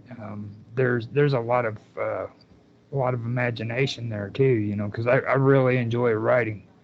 It's something that I haven't been able to do very much of lately, but I do want to get back into it. And I'm really big on pulp magazines. I've been doing a stream on it for the last 2-3 weeks now, and I really love pulp magazines. I just finished one up on Conan and Cool of Atlantis, and now I'm getting ready to go into H.P. Lovecraft, which is kind of odd because now you're talking about the Call of Cthulhu. And what's weird about that for me is they took on this name, but then yet they turn around and they want to accuse him of being an anti-Semitic and saying that H.P. Lovecraft was freaking a Jew hater. But then they turn around and take his character and they incorporate it into something like that and start saying stuff of that nature, You can't have it both ways. It's one or the other, you know what I mean? That's one thing that really stuck out to me, that I think people are being like hoodwinked is what it basically is. These people want to do this stuff and try to separate everybody and tear them apart. And that is something that I have been catching on to.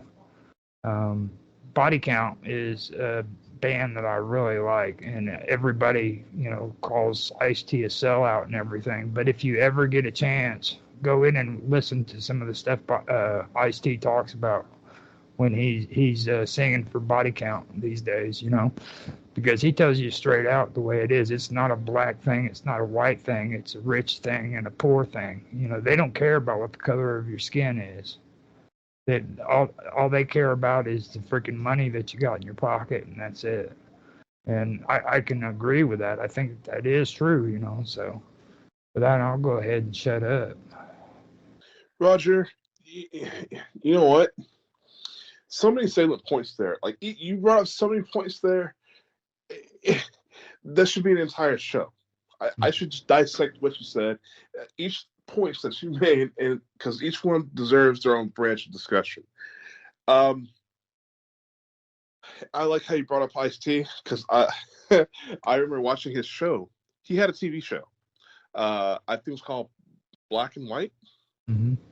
I don't know. We had a family. Okay. Two different families. One white family, one black family. The white family put on blackface, and the black family put on. I'm sorry. The white family put on blackface, and the black family put on whiteface. They had the cosmetics and everything. If nobody has seen that, I suggest you go and torrent it. I doubt you can find it on DVD or anything, but if you can find it, it's just a good watch. It really, there's a lot of insight to people's ignorance and to people's pains and struggles once they switch the roles. Yeah. So, man, I just want to touch. On all the points that you're saying. H.P. Lovecraft, from my research, was a hardcore racist. I didn't see so much of the anti-Semitic, but he hated black people. Like, I not so much hated, but was terrified of, feared, which I thought was just bizarre. And one of his gods, okay, and his little mythology, was named Shub Niggurath. I thought that was hilarious. Once I found that out, I started using it as a greeting. Shub Niggurath. I was like, wow, he really named the god something that close to like a racial slur. So I thought that was hilarious. But yeah, see, I loved D&D. My friends played it. I when I came out of the hood at 9 years old and was planted in white suburbia, of course, all I had was white friends. So, of course, you take on the culture and whatnot. So D&D was one of those things. Just RPGs altogether was one of these things that we did. And I found it to be kind of, it was interesting to me because half of us would pick characters that were like ourselves. Like my friend Matt was big, brutish white guy. He would always be the barbarian. I would always be like a mage of some sort, being the hyper intelligent one in the group. But yet I had these other friends that were obsessed with being females. They had to be female. They had to be some female, whatever. And it's just completely the opposite of who they were. So you had that divide. The people that chose to represent them actual selves, and the people that wanted to be fantasy all the way through. I didn't have any ill feelings about that. I just thought it was interesting. to this day, those other friends, when they play video games, they have to make a profile, design their character. They're always female. And, sometimes I've questioned, if they've got a little sugar in their tank or not. Who knows? Maybe some closet stuff's going on there. I don't know. But, yeah, and, it didn't occur to me, the racist aspect, until I got into Gab, of all places. Naoki, you probably could back me up on this. But people will equate me to what's this orc is saying? Orc? What do you mean orc? And then they got mad. They got hella mad when I hit them back with the ghoul. Well, if I'm an orc, you're a ghoul. They got so mad. It's like people can dish it out, but they can't take it. It's like you have some imperfections too. I don't know why you think you're just so pure and perfect. You try to come down on me, I'd come down on you like just as hard. And they would hate that. I'd be like vampire or ghoul. Like, hey ghoul, you missing your white sheet?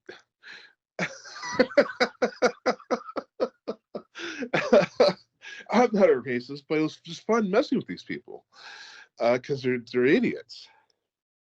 So, yeah, the racist aspect of it didn't really hit me until my experience on Gab, and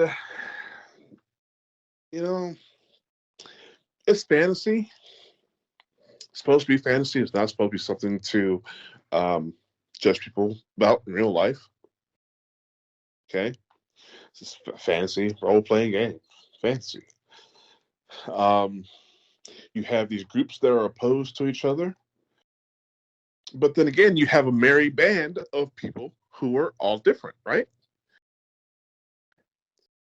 You have your halfling, ratling, and your lizard man, and you'd have different races that you play as. Sometimes half, I love the half races.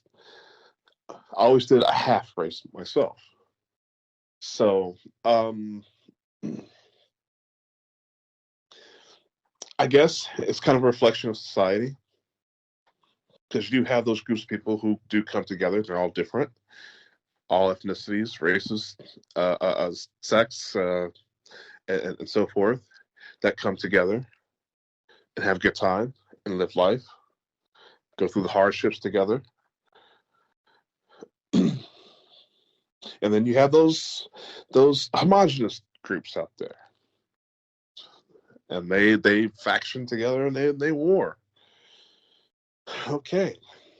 Well, life imitates art. Art imitates life, I suppose. What wokeism has to do with any of this, I'm not quite sure. I'm not seeing the connection. To say that something is racist, well, I mean, it could be, but it's kind of a part of the narrative. If you want to exclude that from your game, then go ahead. I'm not gonna hate. If you want to have if you want to have a land dolphin with a pretty pink dildo stuck to its forehead, you want to play as a character, go for it. Go for it. Nobody's stopping you. Get with people who are like mind, and that's what it's all about. People of like mind. Doesn't matter how different we look on the outside. I know at the end of the day, I'm gonna win a game with Roger. I'm gonna win a game with Steve. If Naoki ever finds damn time, I would love for him to join us as well. I know we all look terribly different from each other, but we'd be a merry band of mofos, wouldn't we? Yeah, we would. But we would have to take charge of who Naroki was, though, because like he would be like that little guy from New Jersey with the weird accent. You know what I'm talking about? Yeah. That would be Naroki, the guy who has asthma all the time, or some kind of like problem with his nasal decongestion. I can totally see that. Yeah, I don't know why. But yeah, and by the way, Steve, remind me. It's always on the tip of my brain, but I have some stuff I need to send to you. I keep saying I will surprise you, but I have a game that we should play. I want to send you the material. Okay, well, I've been. Yeah, we need to talk. I'm not on Skype that much, and I don't, out of my sake of sanity, that I don't get notifications of every single little thing in the rooms that I'm in. I have turned off notifications. So yeah, we have to definitely talk. Okay. Okay. Well, I'm done. If you want to go next. Yeah. Okay. I'll try to make this brief for Naroki. In terms of culture, they came at us with movies. They've come at us with TV. Well, TV really well. Movies first, and then TV. And it was only a matter of time until they would move to the bigger market, which was gaming. And we've gone into a lot in depth as to what's been going on. Like Ubisoft is probably not going to survive. Dragon Age, Veilguard, oh good lord! But then I've already said this as well too about Star Wars: Old Republic, about women are not supposed to have 5 o'clock shadow. And that's why that I stopped playing the game. I mean, I had some problems with it because when it first came out, it was amazing. Every class had its own separate storyline, and it was a lot of work. Then it basically became Warcraft with lightsabers and blasters instead of bows and arrows and swords. I stopped playing for a while, went back, played it again, and now I'm done, and I'm not going to go back to it ever again. I mean, but that's EA Games. BlackRock, State Street, and Vanguard. I haven't done anything with D&D in such a long time. Like I've played it to death, and I got a little bit to Palladium to answer your question, Roger. A little bit, not much, but a bit. It was different. I mean, you got the percentage dice and whatever. Also, Naroki and I actually had a brief experience with Palladium with Dave way back at the Caribou Lodge. Anyway, I've played it to death. I mean, I got into The Hobbit and Lord of the Rings, and then in grade 6 it was our grade 5 teacher, Miss Ward, that actually kind of introduced us to the idea, and I haven't really been able to look back at it, walk away from it since. I mean, I had the D&D basic set. I went to the expert. I had enough of the first edition stuff. Deities and Demigods was one of them. Second edition came out. It was better. I liked it more. And then third and 3.5, and then that's when I stopped. I mean, I've played the revamped Pool of Radiance, the 4th edition stuff, and it just I don't. Was it 3rd or 4th? I think it was 3rd. Anyway, it just didn't do anything for me. It really honestly didn't. I don't like the game, and I won't play it.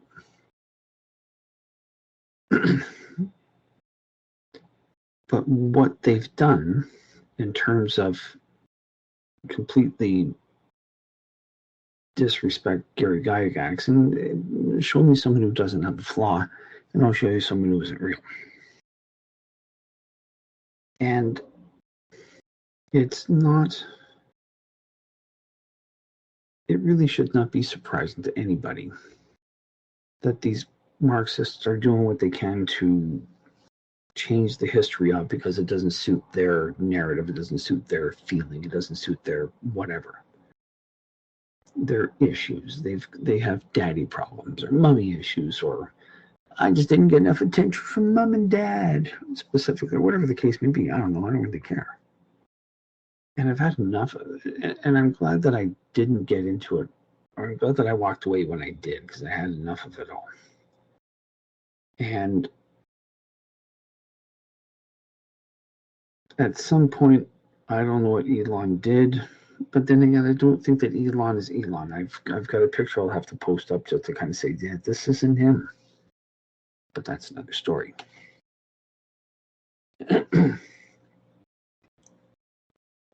If Elon does indeed buy MSNBC, great. If Elon does indeed at least buy TSR out of Wizards, or Wizards of the Coast from Hasbro, great.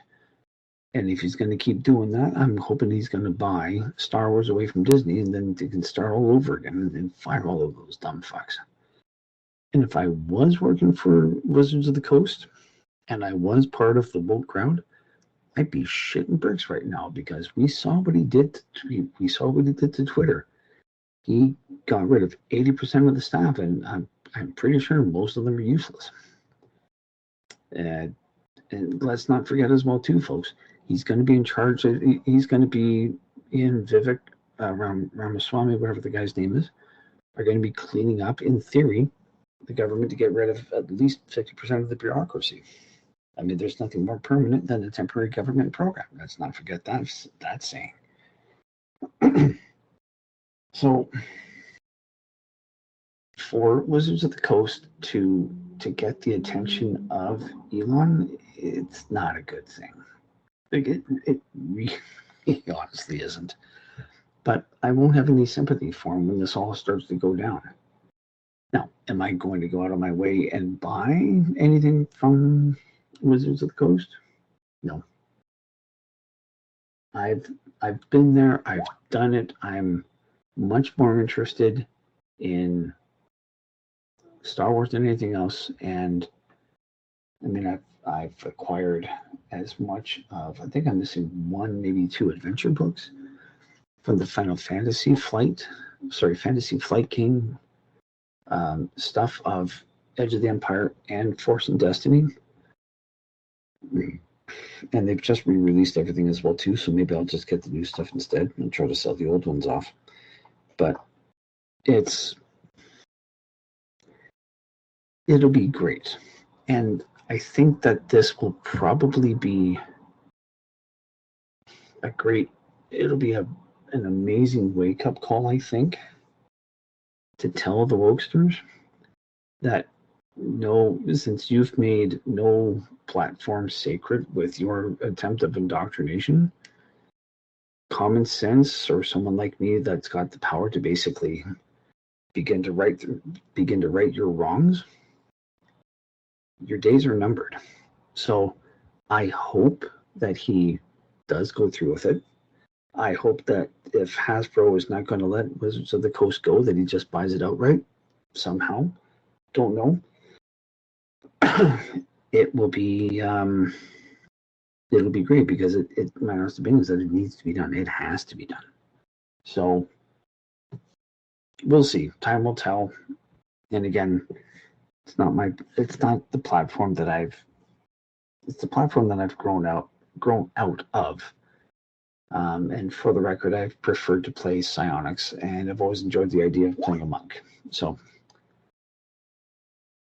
Oh man, you're hardcore there. Psionics. I love psionics. I actually have the sheet still sitting in my shed for it, like in a container. I took psionics to another level. There was the Chronomancer for 3rd edition, I think it was, D&D, or 2nd, one of the two anyway. 3rd, most likely. And I put together in my head the idea of a specialist class within psionics, which was the chronologist. Mm-hmm. So, yeah. But that's just where I am upstairs with what I want, with how I am with mental abilities or just mental potential. Anyway, I got nothing more to say. Gentlemen, if you want to talk about this another time or in conversation, I'll be certainly happy to take that up. I do have to say, though, that V's right. We all should get together because, like, when you said psionics right there, that goes to a whole different level. I mean, that's fun, actually. So I think that would be a cool idea to talk about if you guys want to do it. Third, for me, the second edition was great. Well, first edition was interesting. It was certainly off the wall. Second edition was good, but I saw a fatal flaw. That was corrected, and there was the mental THACO for third edition, which I thought was actually really cool. So there was always the chance that things may not work. Anyway, that's all I got. Steve, I think you should check the chat.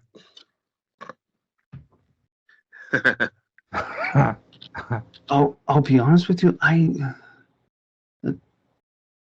Okay. Oh, I remember this. I saw it once, and it just never took off. I've seen like copies that you can buy, and they're like hundreds of dollars. But I found a PDF scan. I searched for days, just trying to dig something up, and I finally got it for free. 40krpgtools.com. See, now you're getting into the crazy shit like my son does. I forgot what it was called, but it was actually cards that you did, and you played it in the game, and there's you flip them, and it gives you freaking a certain ability or a certain power. I forgot what the name of it was, but like these were insane freaking powers. And then you roll the dice and shit like that. I don't know. Well, we'll have to do it some other time, guys. That is it for tonight. Gotta get some sleep. So I'm signing out, gents. Have a good night. You too, man. Yes. Yeah. We'll see you. Everybody. Well, I'm going to wait to hear back from Jaffe because that event in South Korea is really interesting. I want to get his perspective on it.